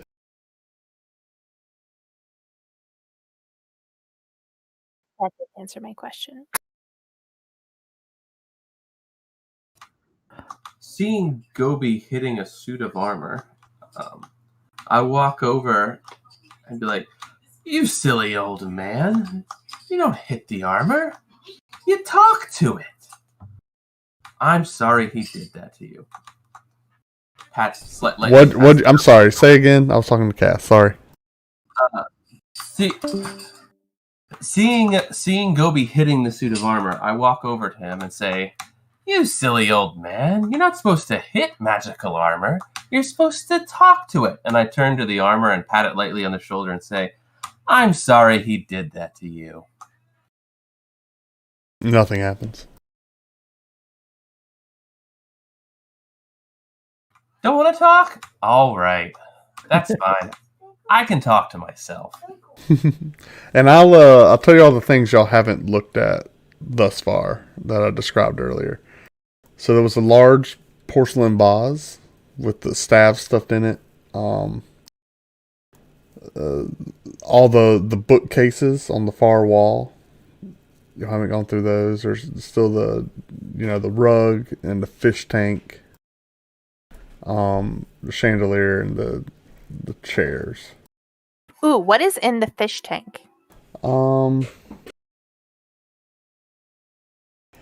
I'm sorry. I would like to Yeah, go there's over several. Yeah, there's several very exotic fish in the fish tank. The tank rests on a very rickety stand, like a good tap, and that thing's going over. It's like you kind of press it, it's just teetering.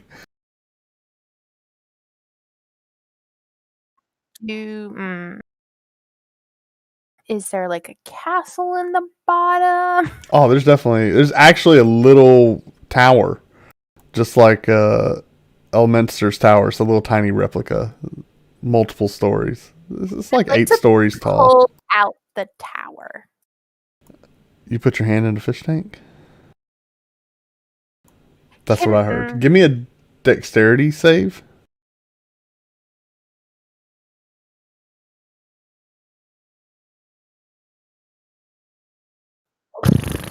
Yeah, you reach your hand in, and a fish, as you're going for the tower, flies out of the entrance of it and goes right for your hand. Do you ignore it or pull back? I pulled back. Yeah, you are. Yeah, I'm sorry. I kind of did that out of order there. Yeah, you pull back, and he does not. It's close, but he does not bite your hand. Can I shape water so that it's not around the tower? Yeah, you shape water, and you actually lift all the water out of the aquarium, and you're holding it in like a spinning sphere out of the I stick my tongue at the fish and I pull the tower out. You do what? I stick my tongue out at the fish. Yeah. I pull the tower out and put the water back. Yeah, so the tower like was with the water like floating in it, and yeah, he was disoriented, and he flies out. There's multiple different fish. He's very perturbed. And you pull the tower out. He actually flies out of the water and is coming right at you, but falls on the ground and is flopping around. And you have the tower in your hand. And you're still back. Channeling. Okay, you lay the water and form it back inside the aquarium. Your fish buddy, he's a brown, like spiky fish. And he's got sharp, angry teeth, multiple. It almost looks like he's got 2 jaws, with like dark brown eyes. A little slimy. He's kind of flapping around, angrily snapping on the floor. And you have his tower in your hand. I would like to inspect the tower. It looks like an exact replica of the tower in the painting. But aside from that, it's nothing interesting about it. Looks like a little fish home. So this tower is in this room more than once? Like it's in the painting and here, and then is there anything else? Yeah, I mean, you're also in that same home. Tower. Okay. Yeah. I think he just likes his home and enshrined it in various different ways. I'm sorry, go ahead. Diz, is there a nickname for the tower? Does Elminster have a name for it? Don't make me say it. Yes, say it, please. Please. Just do it. In my most princessy, like, demanding voice. He calls it the Fortress of Majesty. The Fortress of Majesty? I don't know.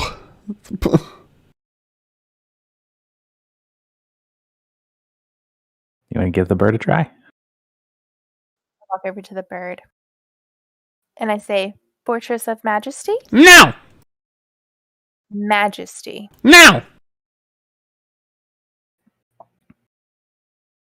Gobi, did you find anything on that chicken? It says, on a character, it was, what was it, last resort, or no, if all else fails? If all else fails. No, if all else. Oh, I show her, if all else. That's why I thought it was chicken. Net, you see another inscription as well on it. Oh. It says, okay, time's up.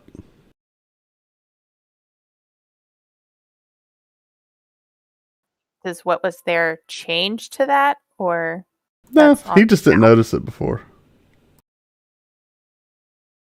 All else okay, time's up.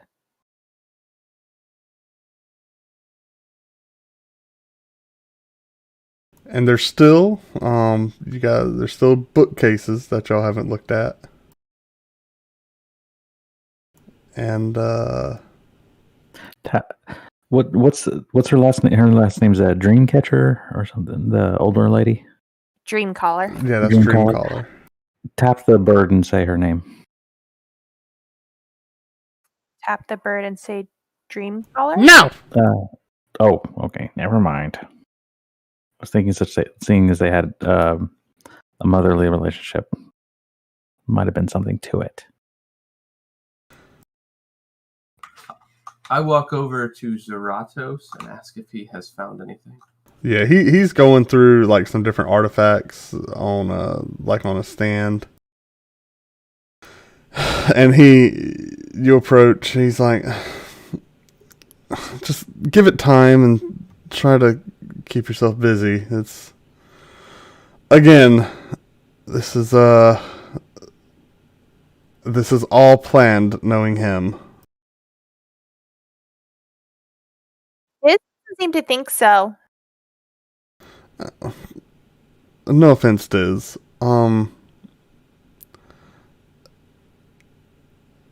You're not exactly the most competent apprentice I've seen him take.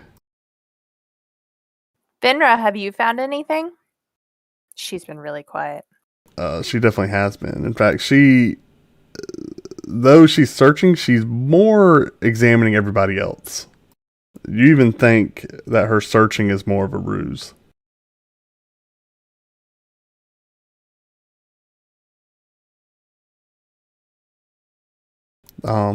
She responds, "Nothing yet."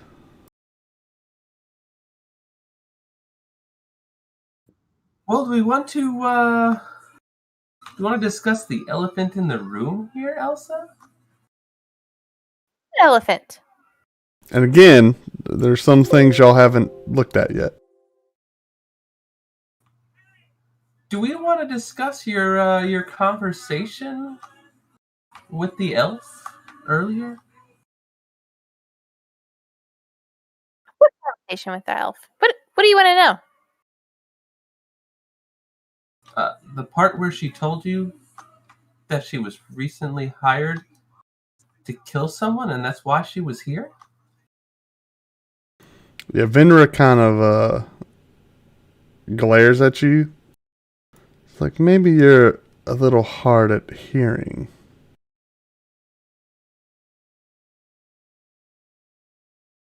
I mean, I guess she kind of implied that, but that's not what I took from that conversation.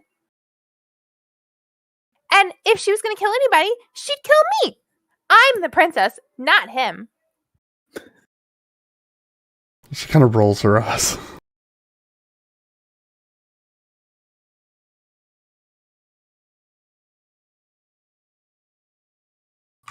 She said, Very well. I don't think we've had the pleasure. You are talking This to is you. Miro. He's our bard. Bard, and okay.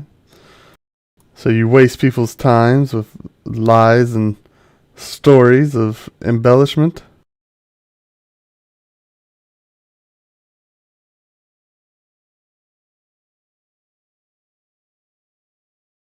Silly princess, I am no bard. Right. I am Miro Caldwell. From House Caldwell. And you are? Give me a deception check.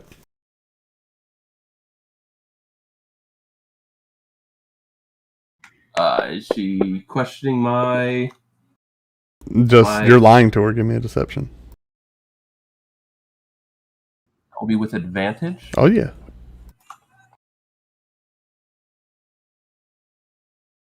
She kind of looks and says, I see.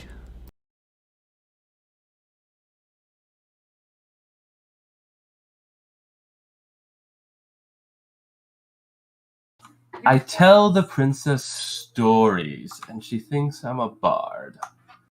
It's rather They quite are silly. really good stories.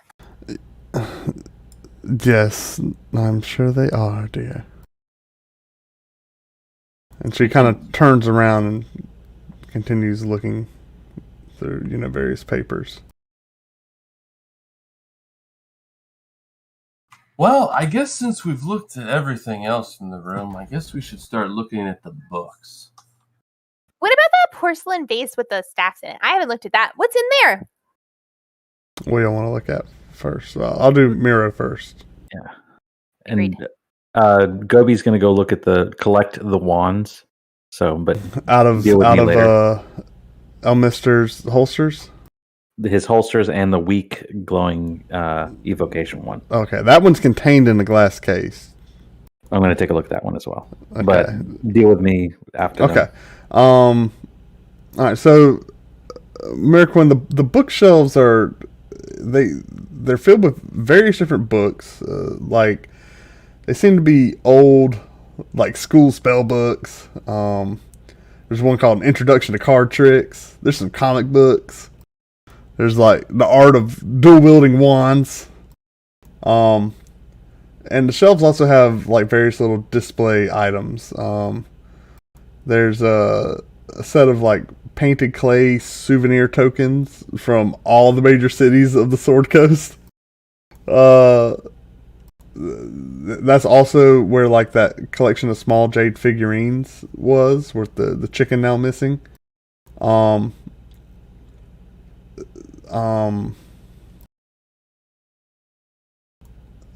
The wand is also kind of over there in a stand. They're all just like a display case. There doesn't seem to be any sense or order to where things are stuffed, books are stuffed in there. Give me an investigation.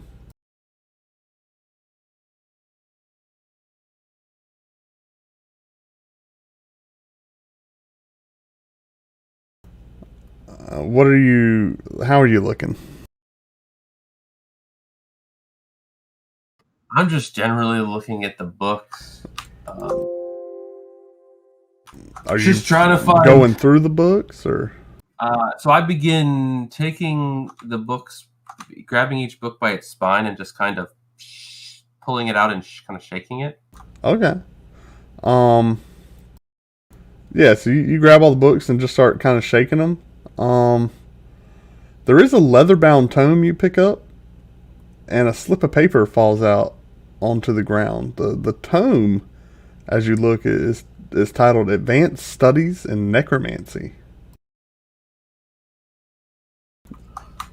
Well, ladies and gentlemen, if this isn't a good tie-in, and he sets the book down on the desk next to the body, and then proceeds to pick up the note that fell out. Yeah, the slip of paper appears to be magically etched. There's an image of two wizards. You can plainly see the etching is clearly a picture of a much younger Elminster and Zratos. They seem to be fellow apprentices at a school for wizards. Elminster is in the picture holding up a trophy. His name is #1 best at magic, while Zratos is like in the background skulking.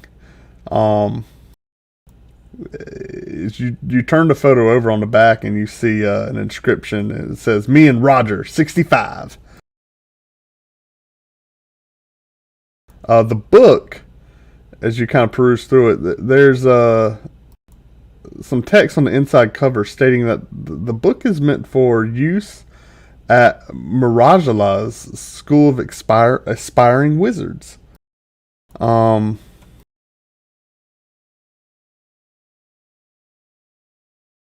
The textbook seems to be a textbook of spells. You don't recognize a lot of the spells. The inside cover of the textbook bears the name Roger Pastrani. Roger Pastrani. The textbook has extensive notes in the margins. Something that kind of stands out to you, though, is that there are two sets of notes in two different hands.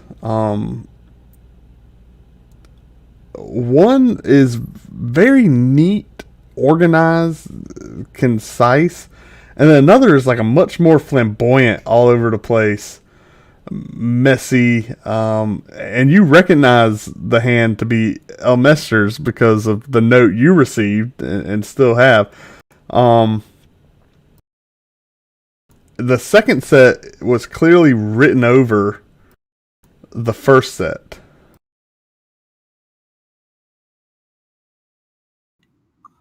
Give me another investigation just for the book as you're looking through it.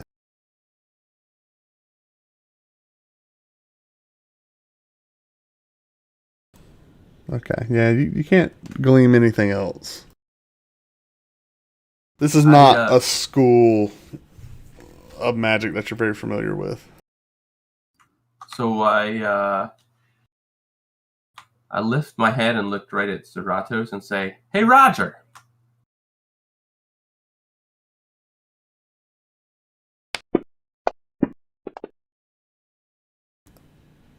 He glances over at you and has a confused look on his face.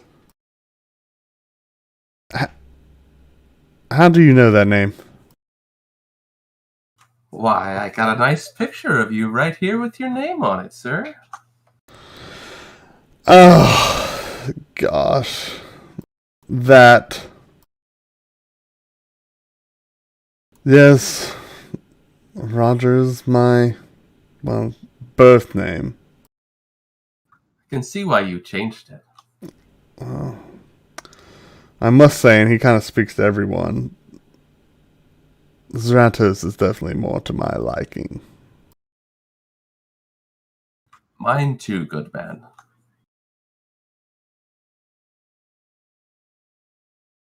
Is that? And he kind of walks up beside you and looks. He's like, huh? That little. He says, "This is my spell book." He's visibly agitated. It's like, Oh my goodness. all these years, had the nerve.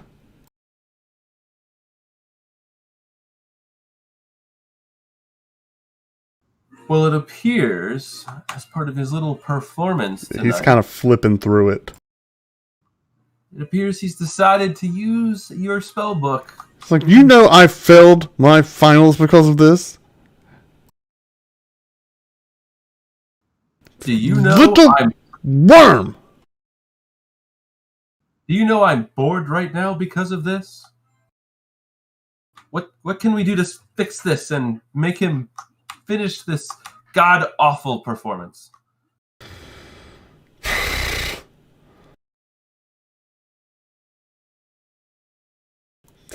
I truly don't know. I am about fed up with this. And but I will be taking this with me. And he takes the spellbook and closes it. It's like he's had this for far too many years. He wrote over my notes! Has that man no... Oh!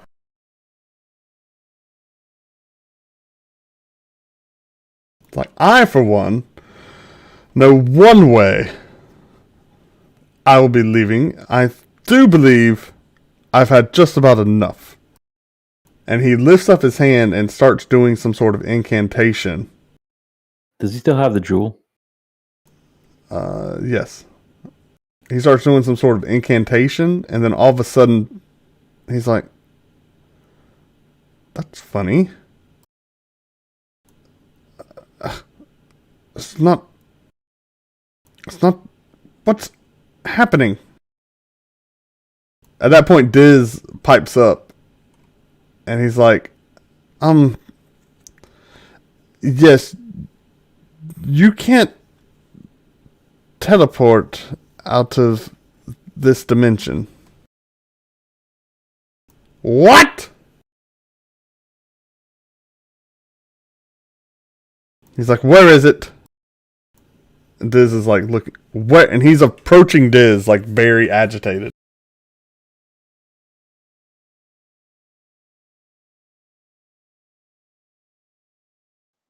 What is he looking for? Zratos looks, he's like, there's a key, there's an object of some sort. If the dimension is locked from teleportation, there's an object that will allow you to portal out. Diz? Diz is kind of like scurrying away. Gobi puts the chicken in his pocket. Okay.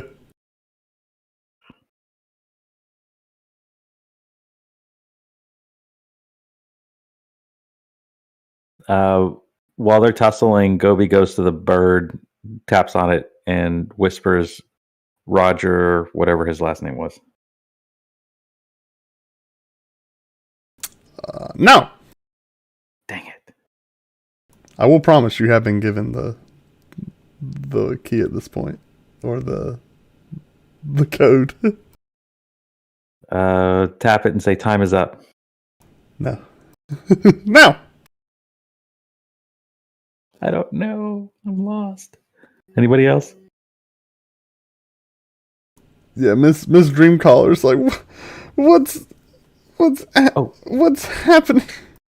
Say the hometown. What was it again? Miro? I don't know. That wasn't. Asalinthar? Oh. Asalinthar? How do you say it, Pookha? Is that what you say? The hometown? Yeah. Yes. At the Lanthar, rather. Asalinthar? Okay, I put an L in it. Well. In the midst of all this, the tiny songbird suddenly springs to life. It flaps its little copper wings, and it flits effortlessly, like onto your, like you naturally pull out a hand, and he hops onto your raised finger, and jumping off his pedestal. You can hear tiny little gears running inside of it. At this point, Zratos and Diz kind of stop and are looking, like, I mean, expectingly. He's frozen, and you can hear little mini gears whirling as it cocks its head and looks at you. Record or playback? Playback, please. The little beak opens, and Elemester's voice fills the room. Dear Diary, today I filled Kelvin's favorite scroll tubes with hog shit from that hog that's been sick. I can't wait to see his face when he... Hold on, what's this? Look! Bird, it's a package from Roger! What a surprise. You hear the sound of paper rustling. I always really liked that...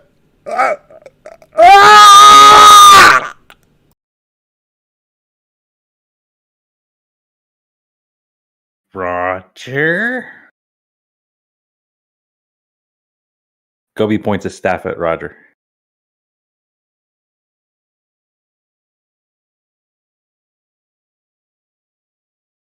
And one of Elminster's wands. He's like, this is all part of the... You're playing into his hands.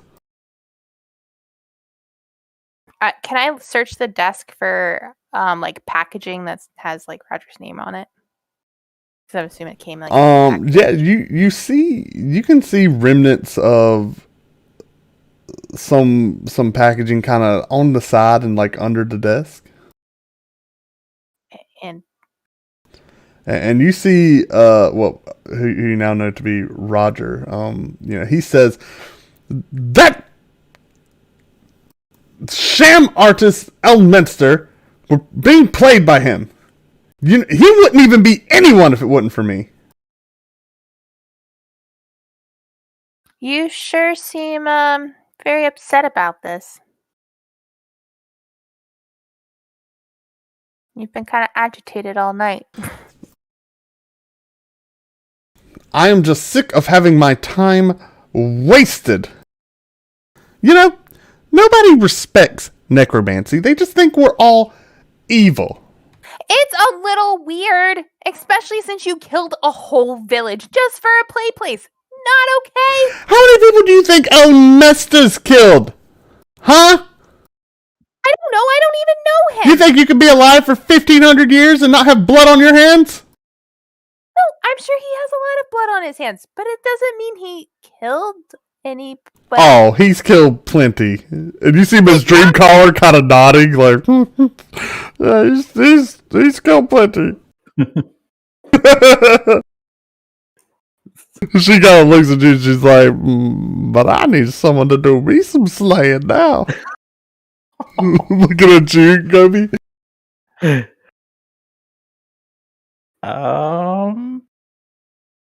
Brain check. He's like, that's what everyone always just points to the necromancer. Oh, the evil, hideous necromancer. Like it's not a valid school of study. Then Zeratos, prove that it wasn't you. Oh, that's how we're doing the laws now. Prove it wasn't me. I'm sick of these games. You know, it's obvious when we were apprenticed together, he copied my notes. Look at my spellbook. He stole it. This is mine. Everything he ever had is always unearned. You know, it really was time he paid the price. Killing is too good for him. Too easily remedied by a quick trip to the nearest temple. Roger, hand me the stone. Hand you the stone. Hand you the stone. I think not. All of a sudden his robes fly open and piles of bones fling out onto the floor. You notice that Roger, who was somewhat of a heavy-set man, is really pretty slim fella. He just had a whole bunch of bones strapped underneath his robes. And they're now laying on the floor. They instantly start to connect together and rise. Everyone give me initiative.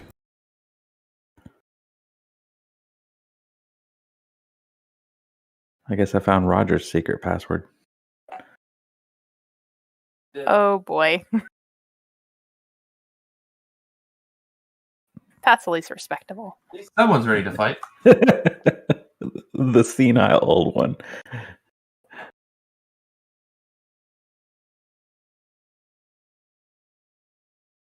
She's gonna help us, right, Pookha?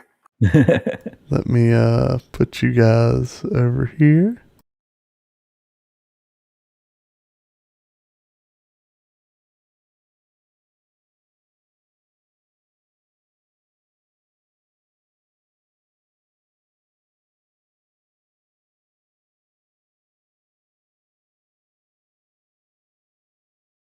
Good grief, it's cramp up in here. I'll play Bendy for these purposes.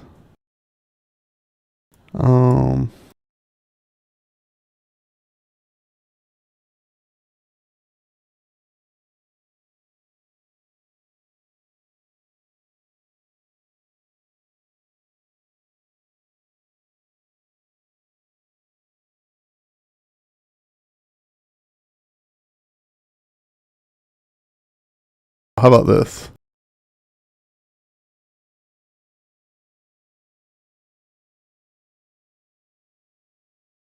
Y'all there? Yep. Yep.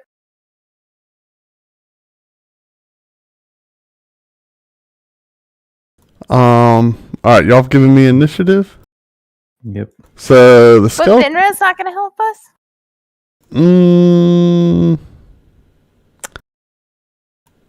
About that. First thing that happens first, this skeleton gets up and it charges at. Actually, it's going to charge up at you, Elsa. He's going to swing at you with a short sword and miss. Vinra, as this fight breaks out, these skeletons are connecting and Zratos is like, so yes, I trapped, as they're like rising up, I trapped Elminster's soul with a fairy spell that he was never able to properly learn. And I would have gotten away with it too, had it not been for you meddling adventurers. Vinra at the same, like when this chaos breaks out, Vinra's gonna run over from the door and she's gonna jump on a table and actually stab Miraquin.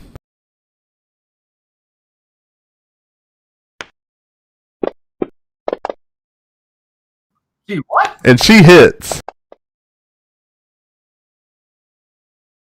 And she jumps over and she's like, "Die, murderer!" And lays into you her short sword.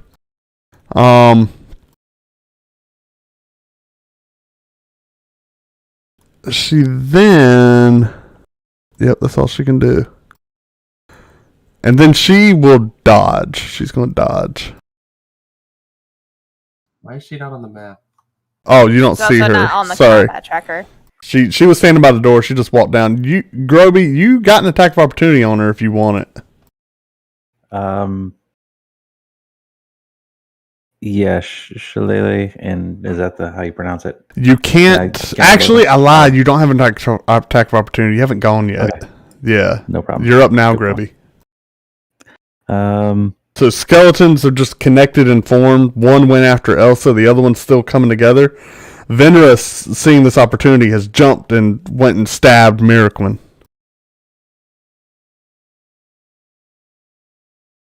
Let's see. I'm going to. I have the combat wild shape, so I'm able to change. Mm-hmm. I'm gonna combat wild shape into. So are you a moon druid? Yeah, I'm a No, you're a level 2 druid. moon. You're not moon yet, are you? Oh, really? What level do you get? Oh, is that level 2 you get those? Yeah. Okay, so what creature? We're gonna go with a.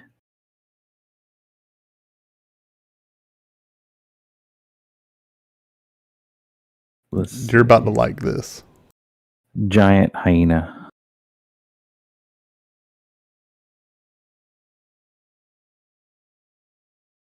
CR1.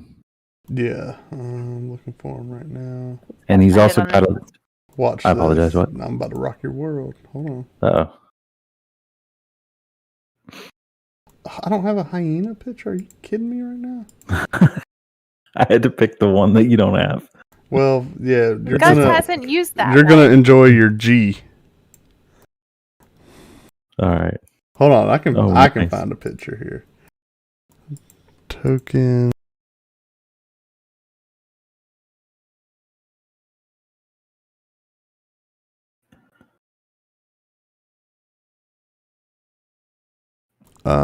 Yeah, let's do this.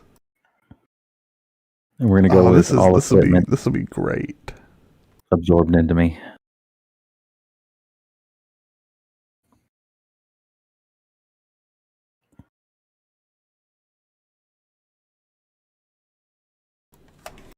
Nice. All right, so I'm gonna put you there. So, what are you doing now? So that says a bonus action. Yeah. And I'm going to charge. What's her face attacked? Miro. Yeah. Okay. I'm pretty sure Elsa can freeze the skeleton, so I'm going to go save Miro, and So you can charge. get there. You'll kind of push someone out of the way. Yeah, I'll let you can. Well, actually, you can hit her. You can't hit her from there. Yeah, I'll let you be here, but you'll have to step away. Understood. And just because Bendy's in the way at the moment. Right. So you can move there, but you can't end your turn in her square. Okay. So control click Vinra, and if you look on your actions tab now, you should have wild shape actions. I see that. Thank you. Based off your card. And so if you want, go to NPCs on the right and search Giant Hyena. And open up the Giant Hyena, and you have, so Rampage, when you reduce it to 0 hit points of melee attack on its turn, the Hyena can take a bonus action to move up to half its speed. And then you have the Bite. So go ahead and do the Bite. Okay. And so you'll just hit. Is it going to take into account my? So I've got a 1 level of monk. Is it going to take that into account automatically? What do you mean? Like as a hyena, I don't think you can. You do that? I was thinking I could. Well, what is it taken into account as monk? Let's see. I'm sorry. I created this guy off real quick, really late at night. Don't they have like a flurry of blows, or am I thinking of? Oh, like you want to use? I don't think you have key yet. I think you get key at level 2. Oh, you gotta use a key point. You're a level 1 monk, so you have like the martial arts and you have the unarmed attack, but you're not doing an unarmed. You're a beast now, so you have that bite attack. Okay. Okay. Yeah. Once you get key at level 2 monk, then I don't see why you can't use that as a druid. Okay, cool. All right. Let me I'm going to go ahead and bite then. Okay, so you got her targeted, so just roll the attack, and if it hits, roll damage. Oops. Oh gosh. I'm sorry. Can we redo? Yeah, those were with just. Oh, she's dodging. Yeah, they missed. Yeah, she took now hold on, before I do it, let me read cunning action. Yeah, so she used her cunning action to dodge. Okay. And so that's why you attacked with disadvantage. Okay. So yeah, you went up and bite at her, but you missed. All right, then I'll back off. Okay, she's going to take a swing at you. Burn her reaction. She will swing at you for short sword. Oh gosh, why? Oh, hold on. She hit you. I got to untarget Miraquin real quick.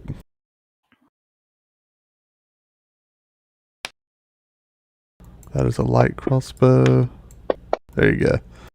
So, yeah, you take some damage. You don't take any, but you take 8 points to your temporary. Right. To my temp. Gotcha. Alright, who's up next? Skeleton 1 is going to come over. Oh, I must have gone for the other skeleton twice. Alright, he'll run over and hit Bendy.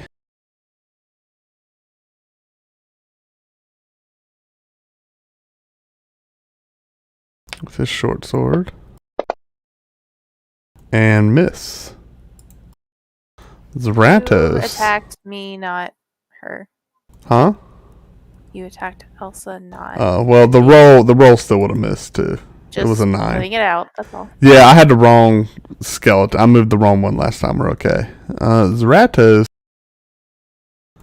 is gonna go for you, Groby.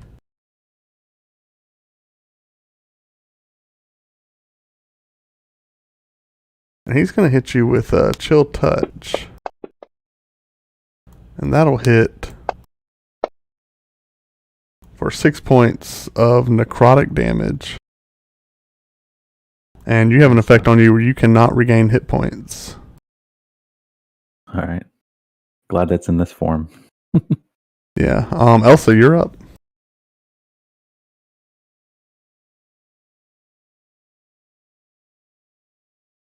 So if you're attacking him and you're making a ranged attack, it's going to be at disadvantage because you have a skeleton adjacent to you.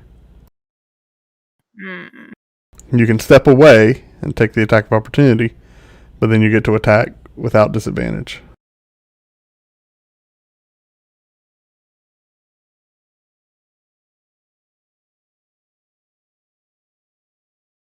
Plus, y'all all seem to be hitting different things. Yeah, I know. D&D Strat 101, guys.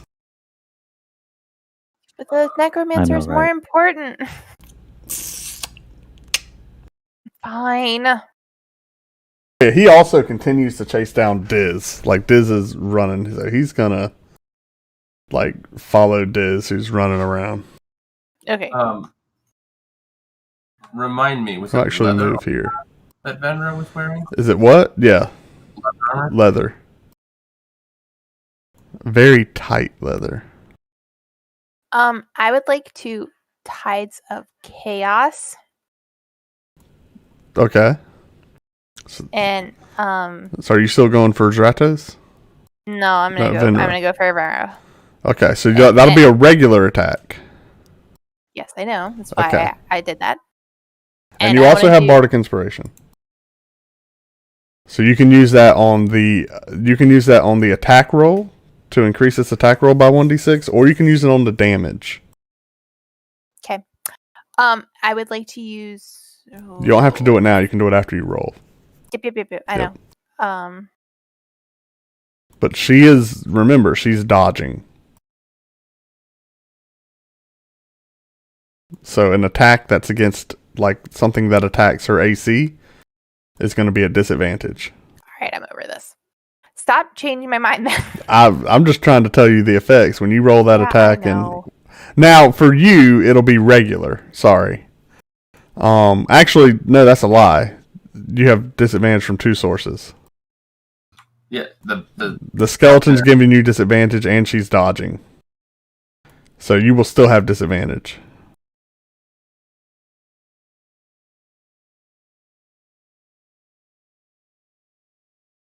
Even with your, whatchamajigget. Now, yeah, if you attack Zratos, and you can also Arcane Missile.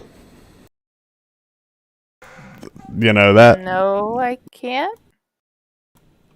Oh, you're one of those sorcerers. Yeah. Alright, build that snowman then. Well, you moved Zeratos Nice. on me now. After Yeah, his turn. I'll target him for you. No. I don't want to do what I was gonna do because you've moved him now. Oh, okay.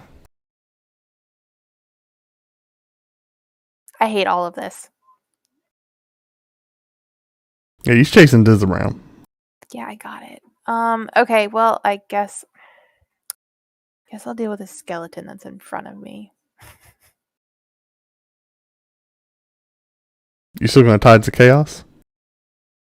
Yeah, I guess so. That's what I'm talking about.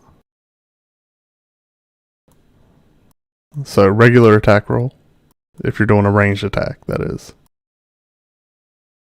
No, I think I'm just gonna stab it with my dagger. What? All my other things have like area effects around them. I really don't want to hurt myself or anybody else. Not right Ray this of minute. Frost. Or Chill Touch. Oh, I could just Ray of Frost. Yeah, Ray of Frost and Chill Touch. All right, we'll Ray of Frost him. Okay, what happened? Hold on. I rolled with advantage. Well, you have disadvantage though. But the 15 would have hit as well, so roll damage. But You have disadvantage, and you gave yourself advantage, so it's a regular roll. You have disadvantage because you're in melee combat. If you are ever adjacent to an enemy and make a ranged combat or a ranged attack, you have disadvantage. fine. Okay, Yeah. so just roll the damage. Close quarters are not your friend. Yeah. Oh, nice. Yeah, so you deal 6 points of damage. And you surge. Oh. Roll it. You get your Tides of Chaos back. Roll your surge. Roll it. Hold on, I gotta open it. Roll it.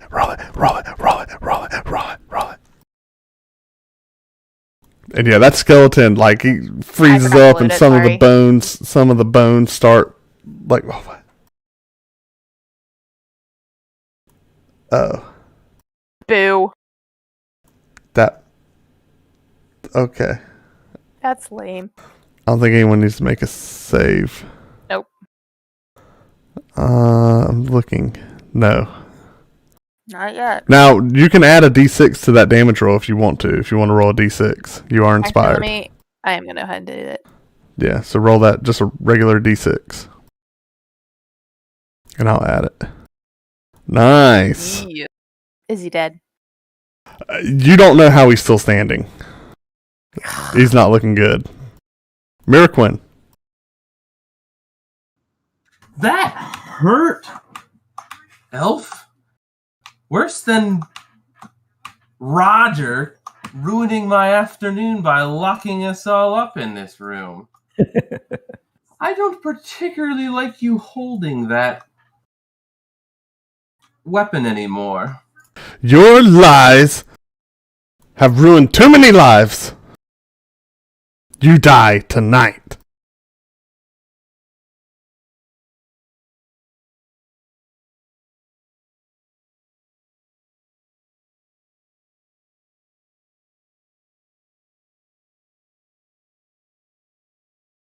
I am going to heat metal the...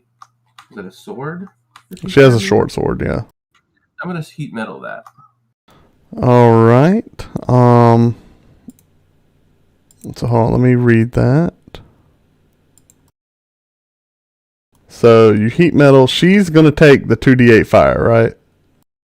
So go ahead and roll the 2d8 fire.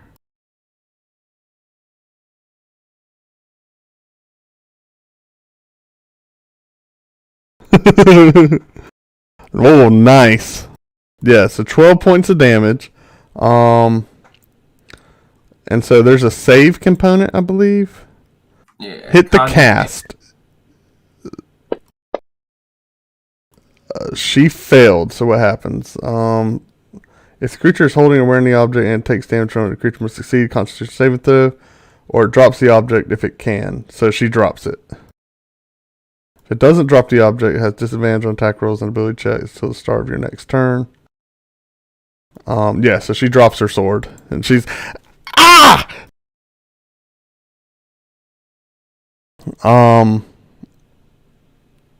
And you are, unless you break concentration now, you're concentrating on that. So put that concentration effect on yourself. That's a target self for heat metal.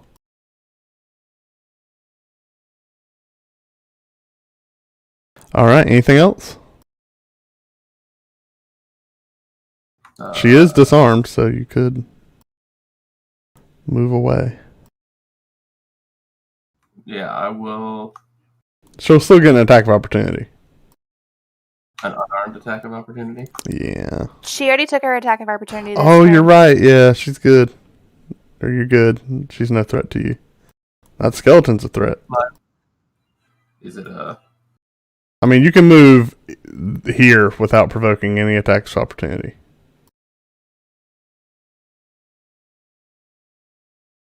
So you can leave her adjacent square, but you can't... You know what I mean? Like, you can't leave Skeleton 2's adjacent square without provoking.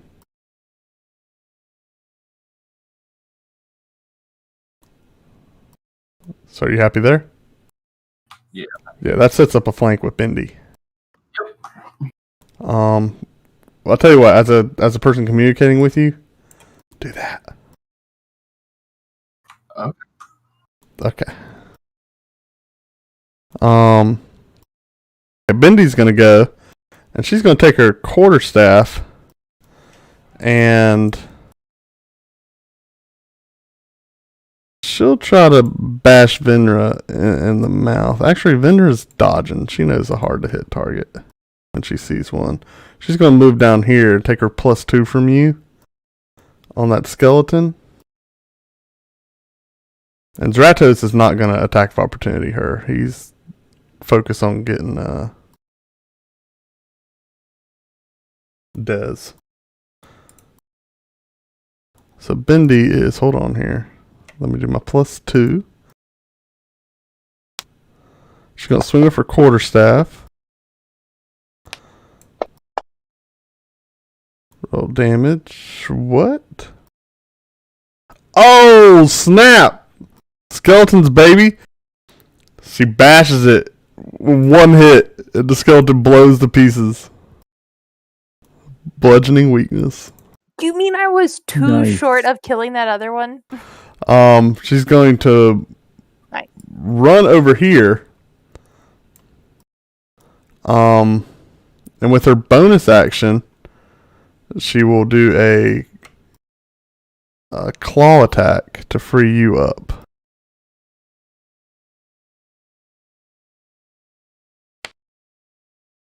Yay for cats. But she misses. What can she do with... Nah, she can't burn a key right now. So back up to the top of the round. Venra, are you still concentrating? Yes. She's going to draw a dagger and charge after you.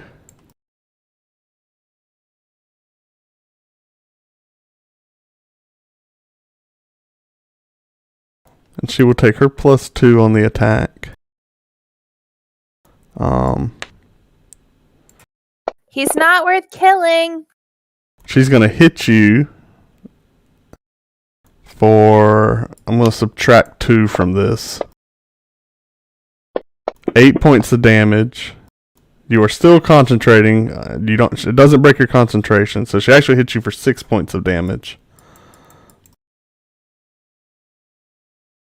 Hold on, let me fix your hit points here.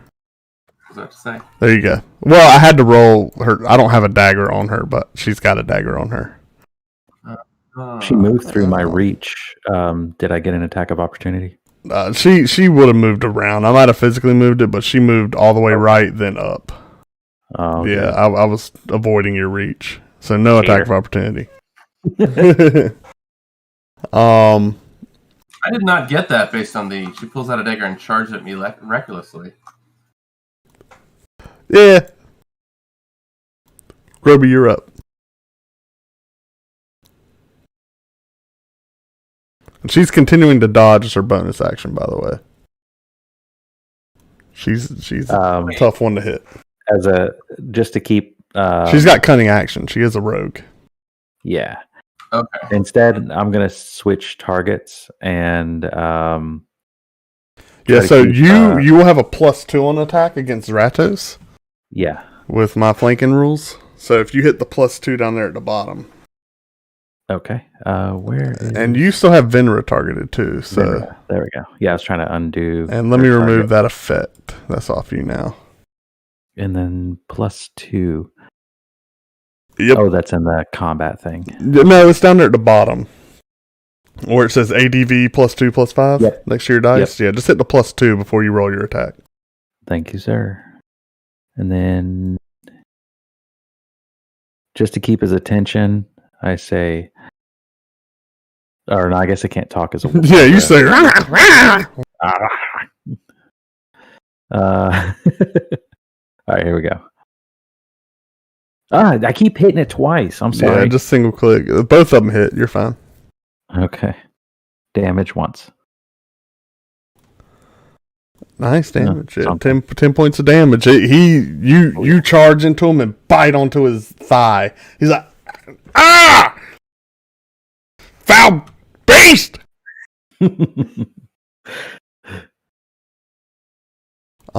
This skeleton is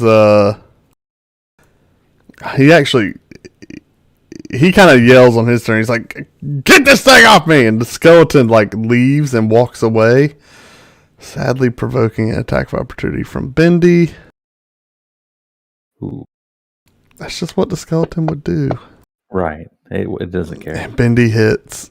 He dies. I don't even need to roll it. He had 1 hit point. Bendy kills it. 1 hit point. I was You so did. close. You were so close. Thanks, Roger.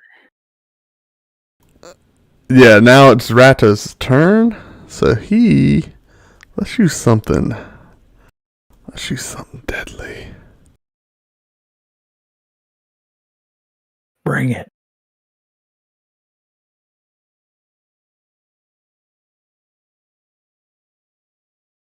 So he is going to... His hand becomes wreathed in shadow. And he's going to take it and place it on you as you're biting on his thigh. To So he's gonna make a melee attack against you. That is. Hold on. Oh my gosh. I hate this game. He rolled a natural 1. No, you don't. You love His hand is still wreathed in shadow. Put that on. No. You're not. You don't have vampiric. Stop. He has vampiric touch. Give that back. You want it on him. Yeah. He rolled a nat 1. He just hurt himself. Give him a break. Yeah. No, vampiric touch is he's concentrating on it, and he made an attack at you with his hand. I'm gonna sue him for harassment. I would recommend it.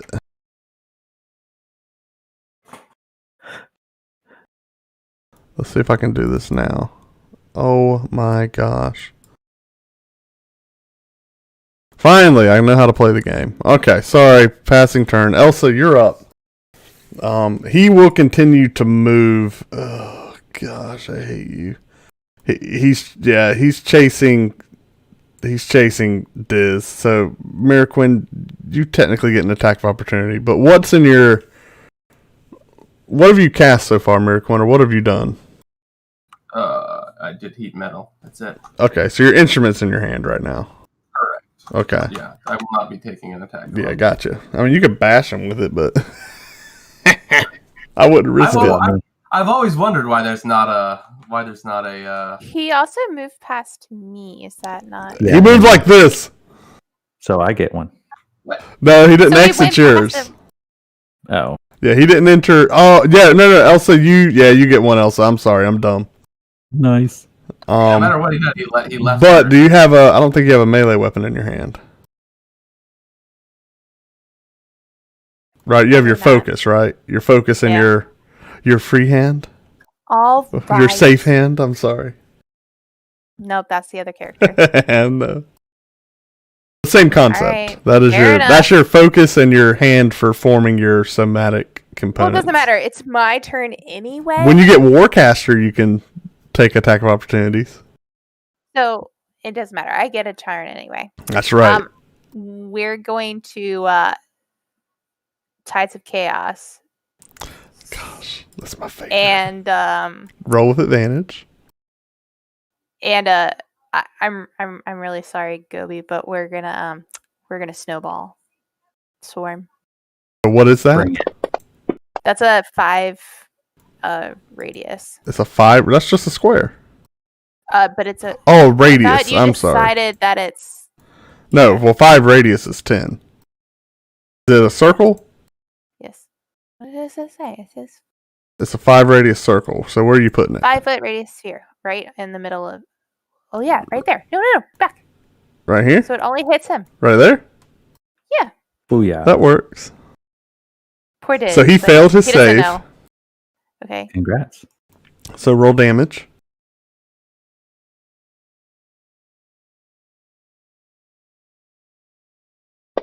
Oh no. Oh yeah, he is pelted with snowballs. Him and Diz are just they turn into a blur of this white flurry that just pops up in the corner. And he does fail his concentration on his necrotic touch, so his hand is no longer shrouded in shadow. And he's just no! The desk and Elminster's body are just like being pelted and torn to pieces. And y'all, I mean, there's already like a mess all over the place. At this point in time, too, the suit of armor activates and starts moving towards you guys. You see it draw a long broom. It pulls the broom out and starts sweeping the floor and like trying to tidy up all the destroyed like objects in the room. In addition to Fish Tank, between Miraquin and Venra dodging around it, the Fish Tank has fallen over and it's spilled and it's filled the room, or not filled, but like the floor is wet and the fish are kind of hopping on the ground. The fish that tried to bite you is like, he's almost done, Elsa. It's been a few minutes since you ignored him. This place has turned into an absolute wreck. Miracle, you're up. Oh, no, wait. Oh, sorry. I want to use Quicken spell. Okay. And that lets you cast as a bonus action, right? Correct. Okay. I have to use 2 of the points. Yeah, which you have. Yeah, you're good. I have 4 of them. So I'm gonna go ahead and ice knife him too. Oh, son. All right, now hold up. How did it? It so did take the advantage off he before. you hit him, and he failed the dexterity save. Hold on, you dropped an 8. What is an 8 plus 6? That still hit. Yeah, that just hit. So you hit, and he failed his save, but Groby needs to make a save as well. Make a dexterity save, Groby. All right. Sorry, Groby. No, Doesn't he, like, it blows up, right? What's the radius on the explosion, Elsa? Explodes the target's creatures within 5 feet of the point of the ice. Okay, so you don't need to make a save. Just Zratos. Just Groby. Oh, okay. Or no, Groby does. Yeah, just Groby. Yeah. All right, so I need mechanically. Groby doesn't care. Just give me a dex save. What's the DC on that save, Elsa? It's on your spell sheet. Oh, I just closed it on. 14. DC 14 dex save. You make it. So does he take half damage?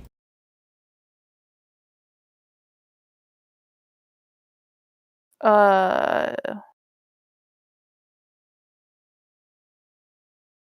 I don't think he takes any. Yeah, must succeed or take. Yep, you're good. So you take no damage. So the ice knife flies into him and then shatters. So you take, or he takes. Hold on. I just do 1, right? No, you're gonna roll both. So he takes the 1d10. Roll the 1d10. Yeah. 7 points, and roll the 2d6. Nice. Gosh. Oh, he's down. You blast him. I did not kill him. You what? I don't want to kill him. I want us to be able to talk. He's talking to Bones. Wait, he's down. Yeah. Sadly, you fill him with shards of ice. All right. And he falls down to the ground screaming. He's like, "I'll kill you! I'll be back!" All right, he's dead. Fine. And he falls to the ground.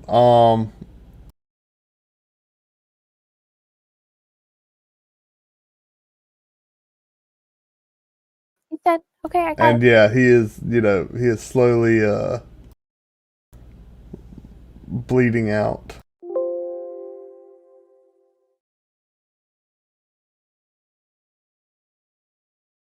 Miraquin, you're up.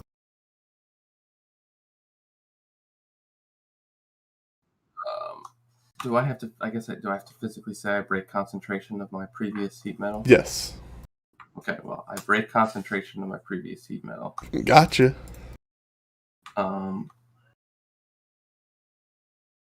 And then I say, and if you want to do something on her body, like she is wearing leather, but I mean she's got like metal clasp and stuff. Heat metal's kind of broke. It says medium or heavy armor. It actually specifically says that. So oh, she's wearing light then. Never mind. You said leather. It's light. So I decided I'm not going to touch the body. With her, that's a bad choice. You just don't get it, lady. And I cast heat metal on her dagger. Roll damage and hit cast. See if she drops it. Oh, does it matter? Yeah, because I don't know how, just by burning both her hands, you've shocked her body so much, but she slumps over and can't let go of the dagger as she falls over in pain, writhing, and her hand is just burning and melting to the hot metal of the dagger, and then lands on her chest, and her armor like starts to burst into flames. And her cloak ignites as well as this dagger is just caught or is melted into her hand, and she writhes on the ground screaming. The papers and books start to catch fire as well. And little tiny, like small water elementals, like come out of little holes in the floor and start spraying the bookcases and the papers and her body down. Like putting out the water.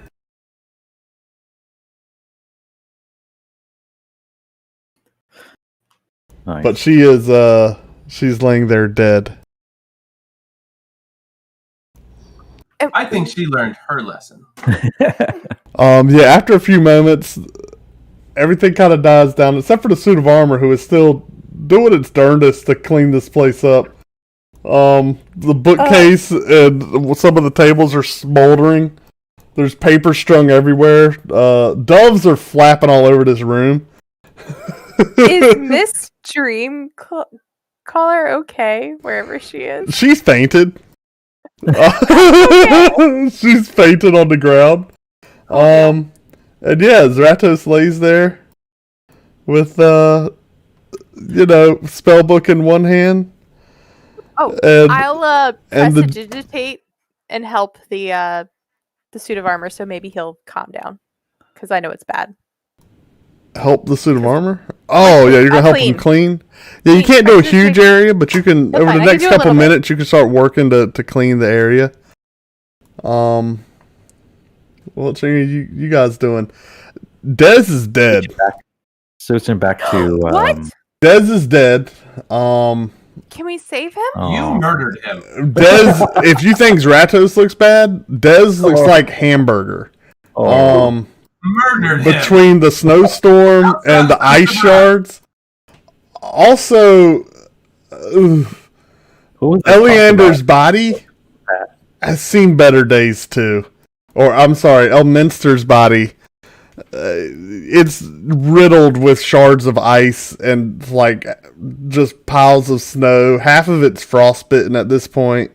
Which isn't that bad. I mean, he was dead. I guess I don't want to take the gem and then break it and see if I can fix him. Yeah. So, who's holding,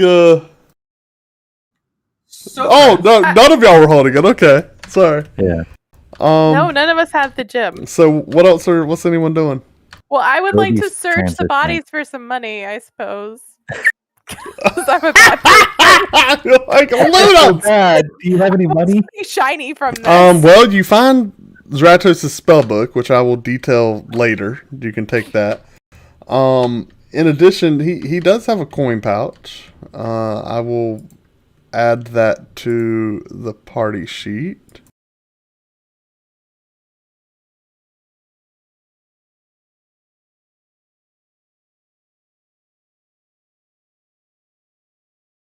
Ooh.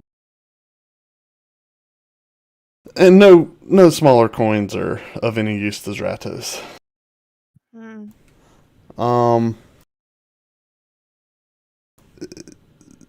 Yeah, that's about all you find. That, and there's also that gem that he has. Friends, how do you think we can get for a crystal containing the soul of a powerful wizard? So who wants to keep that gem? Not me. I'll pocket it. Okay, Miraquin takes the soul gem and puts it in his pocket. Gobi, Trent. You gonna Wait, are we transform gonna put that back, on the- Grubby? Yeah. I'll do that later. I gotta create it. No. I can transform you right now. Watch this. No, I was making sure that You're he's back, going to Grubby. actually give us those things. That's all. Yeah. I'm taking a note of this. All right. I haven't He's distributed the gonna- gold or anything yet either, but I can do that afterwards. He's gonna pick up his staff and start hobbling around again. And Gobi has all 3 of the wands, or just 2 of them? 3, Grubby There's took two 2 of Elmester's wands and then the one from the case. and the one from the case. Grubby, you have it in the glass case. Are you taking it out of the case? Yes. Okay. You reach into the case and grab it. Give me a sleight of hand check, Groby. Okay.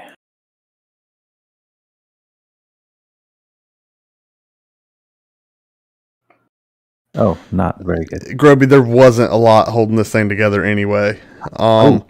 As you pick it up, it kind of falls to pieces.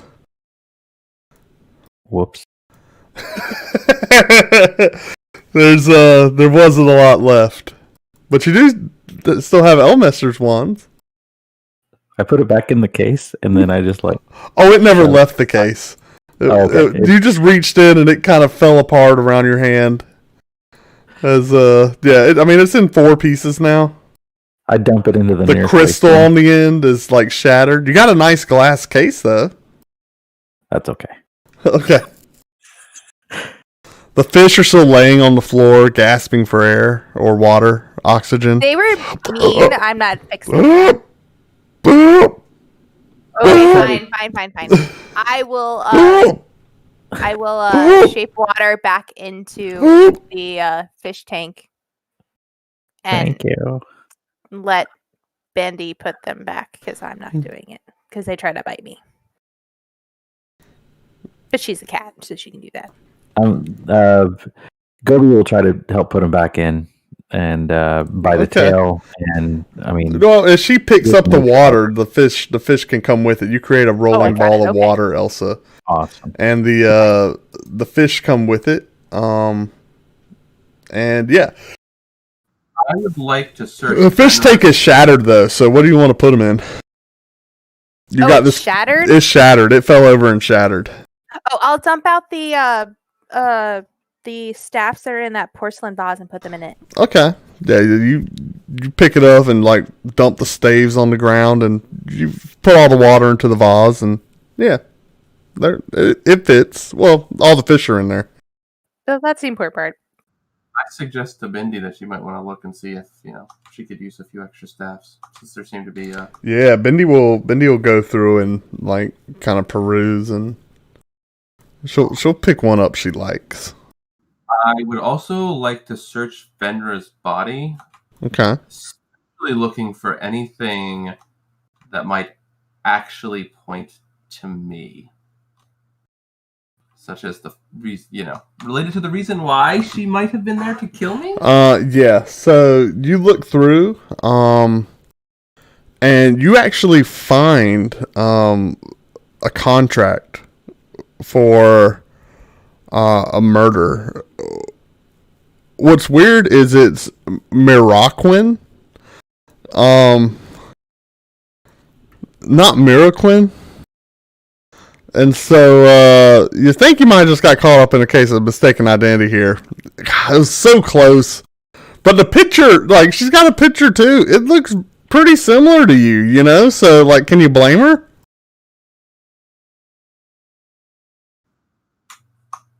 I see.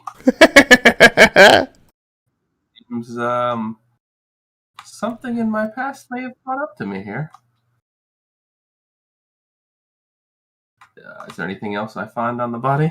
Her weapon. She's got some various files.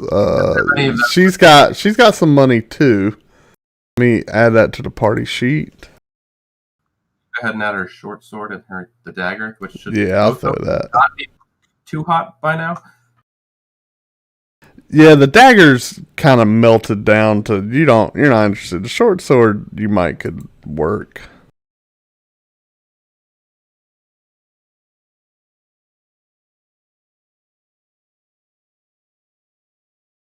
Good use of the DM. I didn't actually have an item for that.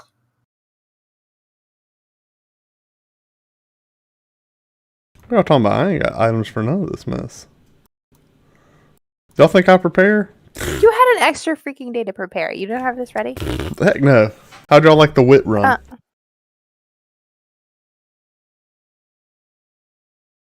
Anything else y'all want to do? I said, how'd y'all like the wit run? What did y'all think y'all were playing? To get something prepared? So, Elminster's body, it looks real and dead, basically. Oh, it's It's definitely dead now. It's very dead. And there's nothing on his person. Well, let's. How about we look and see if there's something else we can do? Something to, because there's got to be something that his soul can go into, right? We have his soul in a crystal. Right, but a body. I mean, We could put him in a fish. Miraquin actually changed, like, his entire countenance changes for a second. And all of a sudden, Miraquin, make a wisdom save for me.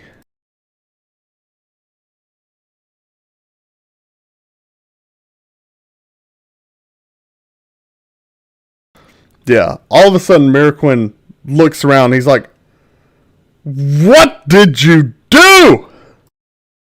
And he's looking around the room. He's like, "Destroyed my study!" Elminster? We didn't do it. It was him. I pointed at the bones. Oh my gosh, Roger! He's kind of dead.